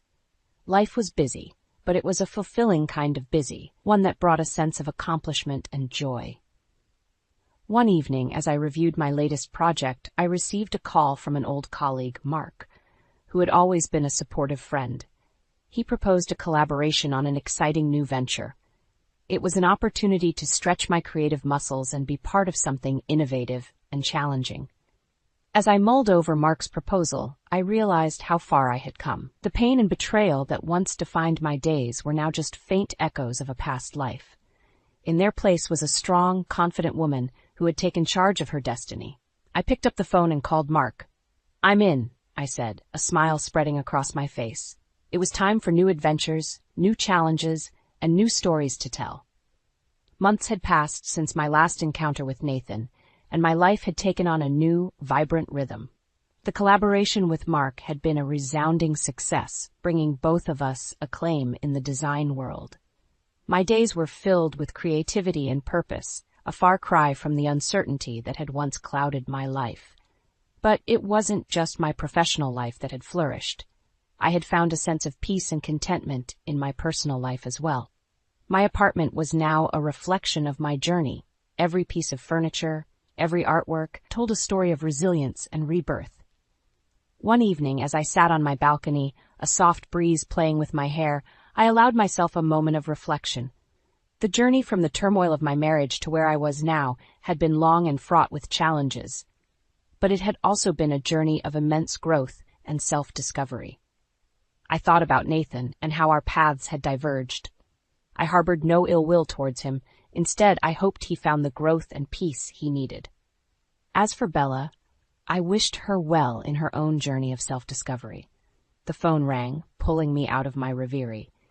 It was an invitation to speak at a renowned design conference, an opportunity to share my journey and insights with others. I accepted with a sense of excitement and humility. As I prepared for the conference, I realized that my story was not just about the end of a marriage or the pain of betrayal. It was about the power of resilience, the beauty of starting over, and the importance of staying true to oneself. Standing on the stage at the conference, I looked out at the audience, a sea of eager faces, each on their own journey. I began to speak, not just as a designer, but as a woman who had navigated the depths of despair and emerged stronger. I stand before you today not just as a designer, but as someone who believes in the power of transformation, I began. Every space I design tells a story, and so does every moment of our lives. We have the power to redefine our spaces, our stories, and ultimately ourselves. The applause at the end of my talk was not just an acknowledgement of my words, but a celebration of the journey I had shared. As I left the stage, a sense of fulfillment washed over me.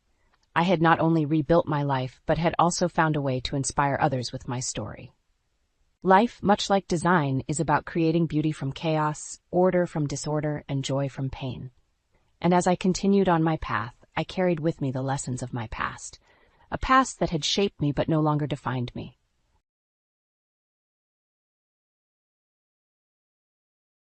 The phone rang just as I was about to sink into the couch with my favorite book. I glanced at the caller ID. Daniel. Sighing, I answered, "Hey, what's up?" "Laura, while you were away, I moved my parents' stuff in." Daniel's voice, casual and unapologetic, hit me like a thunderclap. "What do you mean?" My heart raced, and I sat upright, abandoning my book. "I told you we should have them live with us. They're here now."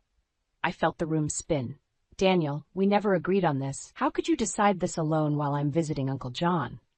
Daniel scoffed. "Come on, Laura, it's not a big deal. Besides, I figured you wouldn't mind." Mind? The audacity of his assumption left me speechless. This house, our home, was suddenly invaded by his unilateral decision. "Daniel, we need to talk about this." "No need, just stay there a bit longer. Honestly, it might be better if you don't come back at all." His words stung, a cold dismissal that echoed in the now silent room. I had always known Daniel was headstrong, but this blatant disregard for our partnership, for me, was a new low. "All right then, Daniel." "If that's what you want," I replied, my voice steady, belying the storm inside. There was a pause, a moment of uncertainty. "You're okay with this?" "Yes, Daniel. I guess it's time for me to move on anyway." The call ended abruptly, leaving me alone with my thoughts. For a moment, I let the hurt wash over me, the pain of being so easily discarded. But then, a flicker of resolve sparked within me. I remembered the plan Uncle John and I had discussed, a contingency for just such a betrayal. I reached for my phone again, my fingers deftly composing an email to a contact who could set our plan in motion. As I hit send, a sense of empowerment surged through me. Daniel thought he could easily upend my life, but I wasn't going to let him have the last word. The house we shared, it was more than just walls and a roof. It was the embodiment of my dreams, my efforts. Daniel might have believed he could just push me out, but he was in for a surprise. Uncle John's advice echoed in my mind. "Always be 2 steps ahead, Laura." I started packing my things, each item a memory, a piece of the life I thought I had. But as I folded my clothes and gathered my belongings, I realized something. This wasn't the end. It was a new beginning. I was no longer the naive girl who fell for Daniel's charm. I was Laura, strong and capable, and I was about to show Daniel that underestimating me was his biggest mistake. I closed my suitcase, my heart steady and my mind clear. It was time to face what was coming, and I was ready. I left the house under the cover of dawn, the first light casting long shadows on the path that had once led me to a shared dream. As I drove away, my mind wandered back to the days before Daniel, before the disillusionment. I had always been a bit of a dreamer, finding solace in the quiet corners of life. Growing up in a modest home with loving parents, I learned early on the value of hard work and the joy of simple pleasures. My mother, a talented home cook, had instilled in me a love for nutrition and healthy living. Her sudden passing during my teenage years left a void, one that I filled by immersing myself in studies, eventually leading me to become a dietitian. College was a blur of textbooks and late-night study sessions, but it was at a college reunion that I met Daniel.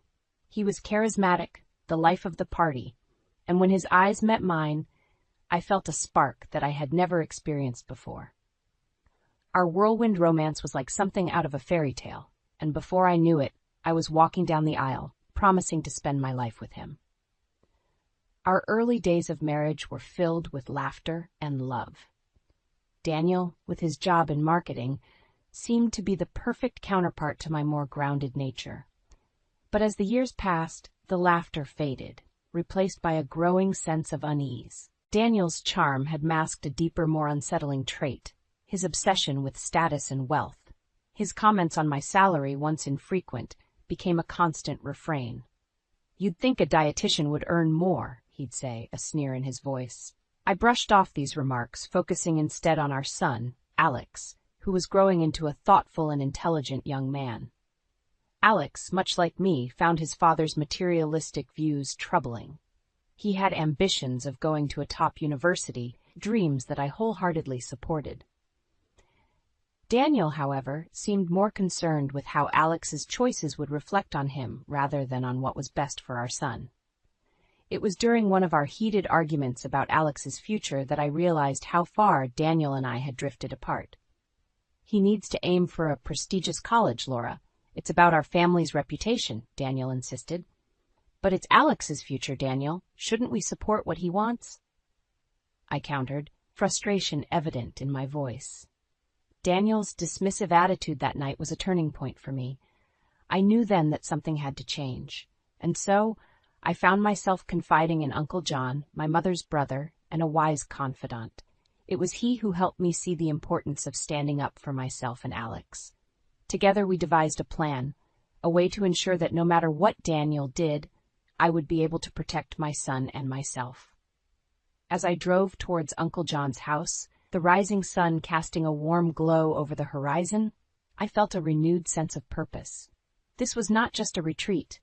It was a step towards a future where I was no longer a bystander in my own life. It was time for Daniel to see that the quiet, unassuming Laura he thought he knew was gone. In her place was someone stronger, someone who wouldn't back down. Uncle John's home was a sanctuary, a place where I could gather my thoughts and plan my next steps. Over cups of steaming coffee, we sat at his old oak table, plotting. Uncle John, with his years of experience in law and a keen understanding of human nature, was the perfect ally. "You need to think about the long game, Laura," he advised, his eyes serious. "Daniel thinks he's outsmarted you, but we'll turn the tables on him." We discussed various strategies considering legal and financial aspects. Uncle John suggested transferring certain assets to my name and documenting all of Daniel's actions, should the situation escalate to legal proceedings. Throughout our discussions, my phone buzzed incessantly with messages from Daniel, ranging from dismissive to outright hostile. "You're overreacting, Laura. Just come back and we'll forget all this," read one. "You're being childish. Remember, I'm the one with the high-paying job," taunted another. I ignored them all, focusing instead on the plan. It wasn't just about getting back at Daniel. It was about securing a future for Alex and me. The thought of Alex brought a pang of guilt. He was preparing for his college entrance exams, and this upheaval was the last thing he needed. I called him, explaining as much as I could without burdening him further. "Mom, I get it. Dad's been Different. Alex's voice was mature beyond his years. Don't worry about me. I'm with Grandma and Grandpa. Focus on what you need to do. Hearing his words, I felt a mix of pride and sadness. My son was growing up in a broken home, yet he was showing more resilience and understanding than many adults. A few days turned into a week and then 2. Uncle John and I refined our strategy, ensuring every base was covered. We planned for the worst, but hoped for the best. The aim was to confront Daniel with a fait accompli, a situation where he had no choice but to acquiesce to our terms. Meanwhile, I kept up with work remotely, grateful for understanding colleagues and a flexible job. The normalcy of work was a welcome distraction, but every evening, as I sat in Uncle John's study, the reality of my situation sank in. Daniel, once the man I thought I would spend my life with, was now someone I barely recognized. His greed and selfishness had eroded the love I once felt, leaving in its wake a determination to protect what was rightfully mine, my dignity, my son's future, and my peace of mind. As I prepared to return to New York, I felt a sense of clarity. The path ahead would not be easy, but I was no longer the woman who left that house weeks ago. I was stronger, wiser, and ready to face whatever Daniel threw my way. The journey back to New York was a quiet one, filled with a mix of apprehension and resolve. The city's skyline, once a symbol of shared dreams and aspirations, now loomed like a battleground. As Uncle John drove, his steady presence was a reassuring reminder that I wasn't alone in this fight. The plan was simple, yet bold. We would confront Daniel with the reality of his actions and the consequences that awaited him. Uncle John had already laid the groundwork, consulting with legal experts and ensuring that everything was in place for a seamless execution. Upon arriving home, the sight of moving boxes and unfamiliar cars parked outside was jarring. Daniel's parents, unaware of the impending storm, greeted me with polite smiles. "Laura, it's good to have you back," Daniel's mother said, a hint of unease in her voice. Daniel, however, was nowhere to be seen. His absence was both a relief and a frustration. I needed to face him, to look him in the eye and let him know that his days of controlling our lives were over. The house felt different, as if it had lost its warmth. Daniel's parents had made themselves comfortable, but the atmosphere was tense, a silent acknowledgement of the unspoken conflict. I retreated to my room, the same room where I had packed my bags weeks ago. It felt like a lifetime had passed since then. I unpacked my suitcase, each item a symbol of the new life I was carving out for myself and Alex. That evening, as I sat at the dinner table with Daniel's parents, the conversation was strained. They spoke of Daniel in glowing terms, oblivious to his manipulative ways. I nodded and smiled, keeping my true feelings hidden. The time for revelations was not yet here. Later that night, Daniel finally returned. He was surprised to see me, a flicker of uncertainty crossing his face. "Laura, you're back," he said, his tone a mix of surprise and annoyance. "Yes, Daniel, we need to talk," I replied, my voice calm but firm. He scoffed. "What's there to talk about? You left, remember?" I stood my ground. "It's about the house, Daniel, and our future." Daniel laughed, a hollow sound that echoed in the empty room. "What about it? You think you can just come back and everything will be as it was?" "No, Daniel, things will never be the same, but you need to understand something. This house, it's not just yours to decide on." His expression changed, a hint of worry creeping in. "What do you mean?" I took a deep breath, ready to lay out the reality he was about to face. "This house, it's in my name too, and I've been talking to a lawyer. We have options, Daniel, and none of them look good for you." For a moment, Daniel was speechless. The confident, controlling man I had known was gone, replaced by someone who realized he was no longer in control. "This is just the beginning, Daniel. You thought you could push me out, make decisions without me. But I'm not the same person you thought you could manipulate. I'm fighting back, for me and for Alex." Daniel's face hardened, the reality of the situation setting in. "You can't do this, Laura. I won't let you." But I was resolute. "It's already done, Daniel. You've made your choices, and now you have to live with them." As I left him standing there, a mix of anger and disbelief on his face, I knew that the hardest part was yet to come. But I was ready. ready to reclaim my life, my dignity, and my son's future. The following days were a whirlwind of activity and tense exchanges. Daniel oscillated between anger, disbelief, and desperate attempts to regain control. But with Uncle John's guidance and my newfound resolve, I navigated each challenge with a clarity I never knew I possessed. Daniel's parents, caught in the middle, were a source of unexpected sympathy. His mother, particularly, seemed to sense the gravity of the situation. "Laura, I never realized things were this bad between you two," she confided one afternoon, her eyes filled with concern. "It's been building up for a while," I admitted, finding solace in her understanding. Our conversation was a reminder that Daniel's actions affected more than just us. As the day of reckoning approached, I prepared myself for the final confrontation. Uncle John had arranged for a meeting with Daniel, his parents, and our respective lawyers. The goal was to settle matters as amicably as possible, given the circumstances.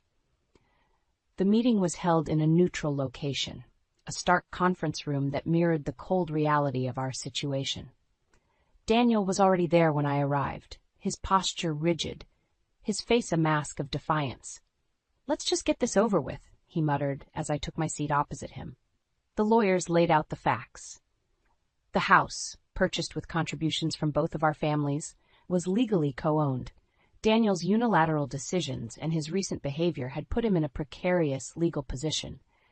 As the reality of his situation dawned on him, Daniel's facade began to crumble. He looked at me, a mix of anger and desperation in his eyes. "Laura, please. We can work this out. Just come back home." But the home he spoke of no longer existed, not for me.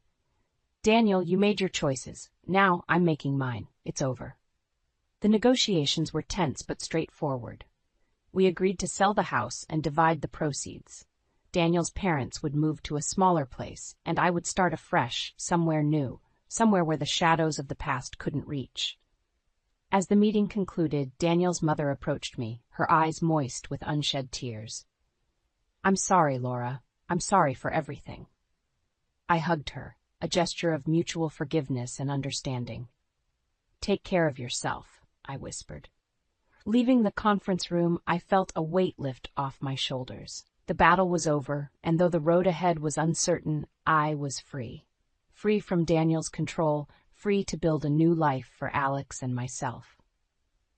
The drive back to Uncle John's house was a quiet one. I looked out the window, the city passing by in a blur. I thought of Alex, of the bright future he had ahead of him, and of the new chapter I was about to begin. Uncle John broke the silence. "You did well, Laura. I'm proud of you. Thank you, Uncle John, for everything." As we drove on, the sun began to set, casting a warm golden light over the city. It felt like a promise of new beginnings and brighter days ahead. Months had passed since the day I walked away from that conference room, away from a life that was no longer mine. With each passing day, the sense of liberation and self-discovery grew stronger. I was rebuilding my life, piece by piece, on my own terms. The house sold quicker than we had anticipated. With my share of the proceeds, I bought a quaint apartment in a quiet neighborhood, a place where Alex and I could start anew. The walls were adorned with memories, both old and new, each telling the story of our journey. Alex had excelled in his exams, earning a place at his desired university. His resilience and determination were a source of immense pride. We often talked about his future, his dreams, and I saw in his eyes the same hope and ambition that had driven me through my darkest days. I found solace in my work, diving into community nutrition programs and workshops. My experiences had ignited a passion for helping others, for sharing the lessons I had learned about self-care and resilience. Occasionally, I heard news about Daniel through mutual acquaintances. He had moved into a smaller place, his lifestyle drastically changed. There was no joy in hearing of his struggles, only a quiet acknowledgement that the choices we make shape our lives. Uncle John remained a pillar of support, his wisdom and guidance a constant in my life. We often met for coffee, discussing everything from politics to philosophy. He had been more than just a mentor through my ordeal. He had become a true friend. As I sat in my new living room, the evening sun casting a warm glow through the window, I reflected on the journey I had been through. The pain, the betrayal, the fight for my rights, it had all led me to this moment, a moment of peace and contentment. I had learned that strength comes not from what we endure, but from how we rise above it. I had faced my fears, stood up for myself and my son, and in doing so had found a sense of purpose and self-worth that no one could take away. The phone rang, jolting me from my thoughts. It was Alex, his voice bright and full of excitement. "Mom, I got an internship. It's exactly what I was hoping for." I smiled, my heart swelling with pride. "That's wonderful, Alex. I'm so proud of you." As we chatted, I realized this was what true happiness felt like. It wasn't about a perfect life. It was about a life lived with integrity, resilience, and love. The chapter with Daniel had closed, but a new one was just beginning. A chapter filled with hope, possibilities, and the promise of a future crafted by our own hands. And so, as the sun set, casting long shadows across the room, I knew that no matter what the future held, Alex and I would face it together, stronger and wiser than ever before.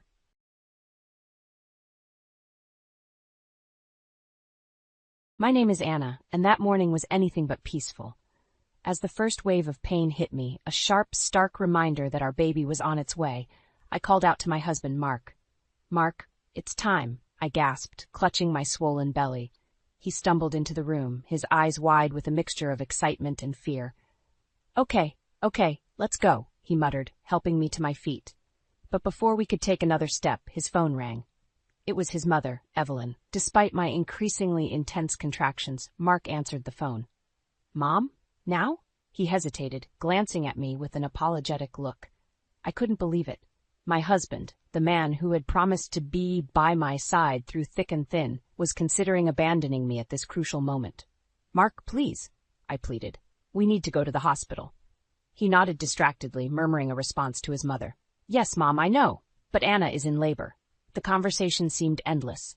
With each passing second, my discomfort grew, both physically and emotionally. I felt a betrayal building, a stark realization that I was not his priority. Finally, Mark ended the call, his expression torn. "Anna, I have to drop Mom first. She has her weekly art class." I stared at him, incredulous. "Are you serious? Your child is about to be born." "I'm sorry, Anna," he mumbled, pulling out his wallet. "Here, take this." He handed me a $20 bill as if it could somehow compensate for his absence. Before I could protest, he was gone, the sound of the car engine fading into the distance. Left alone, pain surging through me, I felt a wave of despair. Our marriage, once a canvas of love and mutual respect, now seemed like a forgotten sketch, overshadowed by Evelyn's overbearing presence. I had met Mark in college, a charming senior who won my heart with his kind words and gentle demeanor. Our relationship blossomed, and soon after graduation, we married. Those days now seemed like a distant memory, a stark contrast to the cold reality of my current predicament.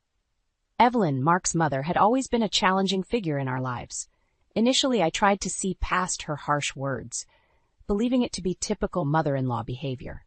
But over time, her true nature became apparent. She was manipulative, always finding ways to wedge herself between Mark and me. I remember our first meeting. Her eyes had scanned me critically, her lips curling in distaste. "What's with your hair, dear? Trying a bit too hard, aren't we?" I had felt so small, so judged.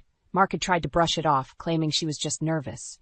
But deep down, I knew it was more than that. Her words were always laced with venom, her actions a clear indication of her desire to control every aspect of Mark's life. And now, as I stood alone in our living room, struggling with labor pains, I realized the extent of her hold over him. It was a revelation that stung sharply, a realization that I was secondary in my husband's life. As the pain intensified, a sense of urgency overcame me. I needed to get to the hospital, with or without Mark. I dialed a taxi, my hands trembling, tears streaming down my face. I was about to bring our child into the world, and I was doing it alone. The taxi arrived quickly, and as I stepped out of the house, I took one last look back. It was a bittersweet farewell to the life I thought I had, a life overshadowed by a woman who saw me as nothing more than an obstacle to her son's undivided attention. In the back seat of the taxi, as we sped towards the hospital, I made a silent vow. I would be strong, not just for my baby, but for myself. I would no longer be a victim of Evelyn's manipulations or Mark's inability to stand up to her. This was the beginning of a new chapter, one where I would reclaim my life and my dignity. As the hospital came into view, a sense of resolve settled over me. This was not the end, but a new beginning. A beginning where I would stand tall, a mother ready to face the world with her child. Life, I had learned, was full of surprises, some more bitter than others. As I lay in the hospital bed, awaiting the birth of my child, my mind wandered back to the early days with Mark and his mother, Evelyn. I had always known that Evelyn held a special place in Mark's life. She was, after all, a single mother who had raised him alone. But what I hadn't anticipated was the depth of her influence over him, a hold so strong it often left me feeling like an outsider in my own marriage. Our first meeting had been a disaster.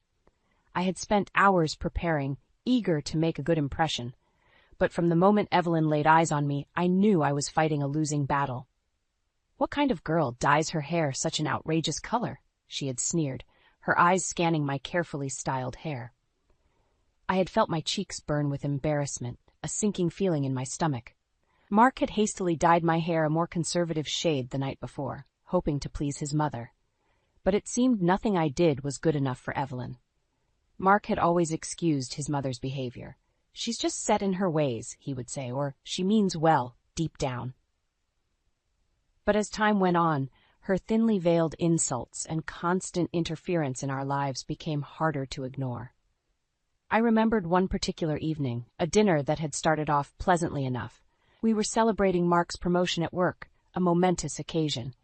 But Evelyn's presence had cast a shadow over our celebration. "You must be so proud of Mark," I had said, trying to make conversation. "Proud? Of what?" Evelyn had replied, her voice dripping with disdain. "A promotion in a job he only got because of his father's connections. I suppose it's an achievement for someone with such limited ambitions." I had watched, stunned, as Mark said nothing, his eyes fixed on his plate. It was moments like these that chipped away at my respect for him, his inability to stand up to his mother slowly eroding the love I had once felt. As my pregnancy progressed, Evelyn's hold on Mark seemed to tighten. She would call him at all hours, demanding his attention for the most trivial matters. And Mark, ever the dutiful son, would always comply. "You don't understand, Anna," he would say whenever I protested. "She's all alone. She needs me." "But what about me?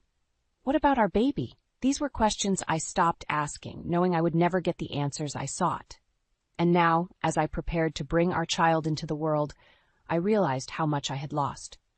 My marriage had become a shadow of what it once was, consumed by the overbearing presence of a woman who saw me as nothing more than a threat to her control over her son. As the nurses bustled around me, preparing for the delivery, I felt a sense of loneliness wash over me. I was about to become a mother, a role I had always dreamed of, but in that moment I felt more alone than ever. And yet, amidst the fear and uncertainty, there was a flicker of hope. This child, my child, would be my salvation. A new beginning, a chance to break free from the chains of a toxic bond and start anew. As the first cries of my baby filled the room, I felt a strength rise within me, a strength I didn't know I had. I was a mother now, and nothing would ever come between me and my child. As I held my newborn baby in my arms, feeling the tiny heartbeat against my chest, I reflected on the journey that had led me to this solitary but profound moment. The early days of my marriage to Mark, filled with love and shared dreams, now seemed like a distant mirage. After our wedding, I had entered our marriage with a heart full of hope. Mark and I had moved into a cozy apartment, a space we eagerly turned into our little haven. But as the days turned into months, the cracks began to show, widening with each passing moment. Mark's mother, Evelyn, became an ever-present shadow in our lives. Her calls were frequent, her demands increasingly unreasonable.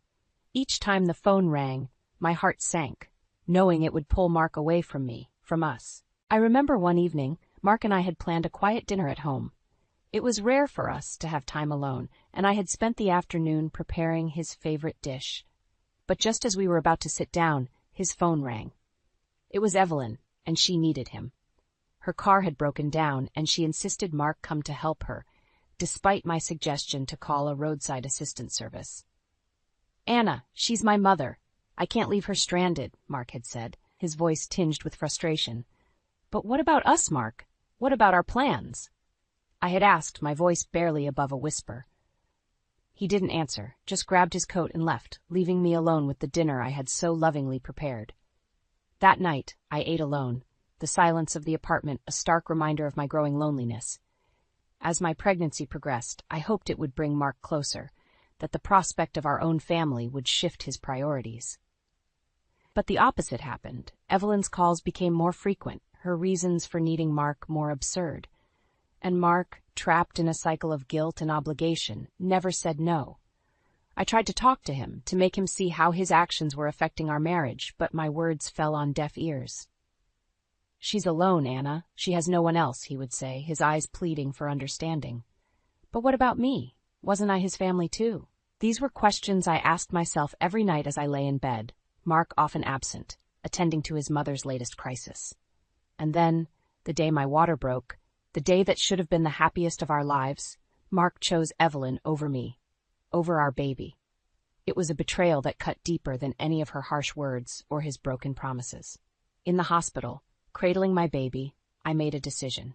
I would no longer be a bystander in my own life, watching as others dictated my happiness. I would stand up for myself, for my child. Mark had made his choice, and now it was time for me to make mine. As I gazed into the innocent eyes of my baby, I felt a resolve harden within me. I would leave Mark and his toxic bond with his mother. I would start afresh, build a life for me and my child, a life free of shadows and manipulation. My baby's soft cooing brought me back to the present, a gentle reminder of the new path that lay ahead. A path filled with challenges, no doubt, but also with the promise of freedom and a new beginning. As the first light of dawn broke through the hospital window, casting a warm glow over us, I knew that this was the start of something new. A journey of resilience and self-discovery, a journey where I would no longer be just Anna, but a mother, strong and undeterred. The day I was abandoned by my husband on the way to the hospital, my world shifted irreversibly. Lying in the hospital bed, cradling my newborn, I couldn't help but replay that day over and over in my mind. It started like any other day, except for the undercurrent of excitement and anticipation. The baby was due any day now, and every moment felt charged with the promise of new life. But when my water broke, that excitement turned to fear and urgency. Mark's reaction was a mix of panic and concern, but it was quickly overshadowed by his mother's timely interruption, the phone call that changed everything. Evelyn needed him, and despite the critical nature of our situation, Mark chose to respond to her call. I remember feeling a mix of disbelief and despair as he explained, his voice strained, "Anna, I promised to help Mom. She's waiting for me." "But Mark, I'm in labor. We need to go to the hospital now." My voice was a mixture of pain and pleading. He hesitated, torn, but then his resolve faltered. "I'm sorry, Anna. I'll be back as soon as I can. Here, take this for a taxi." He pressed a $20 bill into my hand, a paltry sum that felt like an insult in the enormity of the moment. As he drove away, leaving me alone and vulnerable on the verge of childbirth, I realized the bitter truth. My husband, the man I had loved and trusted, had chosen his mother over his wife and unborn child. The taxi ride to the hospital was a blur of pain and tears. I was alone, save for the sympathetic driver who tried his best to comfort me. His kindness was a small solace in the overwhelming sense of betrayal and abandonment I felt. In the hospital, as I labored to bring our child into the world, the absence of my husband was a gaping wound. The pain of childbirth was nothing compared to the heartache of his betrayal. But in that moment of intense vulnerability, I found an inner strength I didn't know I possessed. I was doing this alone, but I was doing it. With every contraction, every push, I was not only bringing new life into the world, but also birthing a new version of myself. When my baby finally arrived, the sound of his first cry was the sweetest music I had ever heard. As I held him in my arms, I knew that our journey together would be filled with challenges, but also with immeasurable love and joy. Mark's absence in those crucial hours spoke louder than any words he had ever said. It was a clear message that his loyalties lay elsewhere, not with the family we had created together. As I gazed down at my baby, a sense of determination settled over me. I would not let Mark's choices define us. We would move forward, just the two of us, and create a life filled with the love and stability that my child deserved. That day, I not only became a mother but also made a vow to myself and my baby. We would no longer be secondary in someone else's life. We would be our own priority, our own family, and nothing would ever come between that. The first rays of morning light streamed through the hospital window, casting a gentle glow on the tiny face of my son. As I watched him sleep peacefully in my arms, a sense of clarity washed over me. I had crossed a threshold, stepping into a world where I was no longer just Anna, but a mother determined to forge a path filled with love and security for my child. The events of the previous day, with Mark's unfathomable decision to abandon me in my hour of need, still stung with fresh pain. Yet, as I looked at my son, I knew that this pain was not just an end but a beginning too. A beginning of a life where I was the sole architect of my destiny. I remembered waking up, still groggy from the exhaustion of childbirth, to find the room empty. There was no sign of Mark. The realization that he had not been there to witness the birth of our child, to share in the joy and awe of this miracle, was a sobering reminder of the reality I faced. As the morning progressed, my resolve strengthened. I knew I had to make decisions, not just for myself, but for the tiny life that depended on me. The first was to move out of the home I shared with Mark, and to seek the comfort and support of my own family. When Mark finally arrived, late in the afternoon, his face etched with concern and guilt, it was too late. The sight of him, once a source of comfort, now only brought a sense of betrayal. "Anna, I'm so sorry. I should have been here," he began, his voice trembling. But I cut him off, my own voice steady despite the turmoil inside. "Mark, you made your choice, and now I've made mine. I can't trust you to be there for us, not when it truly matters." The hurt in his eyes was evident, but the time for apologies and excuses had passed. As he looked at our son, a flicker of longing crossed his face, but I knew that longing was not enough. Can I hold him?" Mark asked hesitantly. I hesitated, torn between the desire to let him bond with his son and the need to protect my child from future hurt. But in the end, I handed our son to him, watching as Mark held him with a tenderness that contrasted sharply with his earlier abandonment. After a few moments, I took my son back, my decision firm. "Mark, I'll be going to my parents' house. We need space and time to figure things out." Mark nodded, the realization of the gravity of the situation dawning on him. "I understand. I'll give you whatever space you need." As I made arrangements for my discharge and subsequent move, I felt a sense of empowerment. I was taking control of my life, making choices that were right for me and my son. The journey ahead would be challenging, but I was ready to face it head on. Leaving the hospital that day, with my son cradled in my arms, I stepped into the crisp air, a sense of freedom enveloping me. The road ahead was uncertain, but one thing was clear: I was not alone. I had my son, and together we would navigate this new world, a world where we were each other's priority. The days following my discharge from the hospital were a blend of overwhelming love for my son and the stark reality of my new life. Moving in with my parents brought a much-needed sense of security and support. As I navigated the uncharted waters of motherhood, their presence was a comforting constant in the turbulence of my emotional upheaval. Mark's absence in our lives was palpable, but with each passing day, I grew more resolute in my decision. The breach of trust and his subsequent failure to prioritize our family were wounds too deep to simply heal with time and apologies. However, the finality of our separation brought its own set of challenges. I initiated divorce proceedings, a decision that was as painful as it was necessary. Mark was stunned, his initial disbelief giving way to a reluctant acceptance. The man who had once vowed to stand by me in sickness and in health now stood at a distance, a silent spectator to the dissolution of our marriage. The legal process was tedious, but amid the paperwork and meetings, I found a strength I didn't know I had. I was not just fighting for myself, but for my son too. The settlement included a claim for damages, a recognition of the emotional and physical toll Mark's actions had taken on me, particularly during the vulnerable period of my pregnancy. As I juggled the demands of legal battles and new motherhood, word of our separation began to spread. Mark's mother, Evelyn, tried to reach out to me, but I firmly kept my distance. The toxic bond she shared with Mark had been a major catalyst in our downfall, and I was determined to shield myself and my son from further manipulation. In the midst of this, karma seemed to find its way to Mark.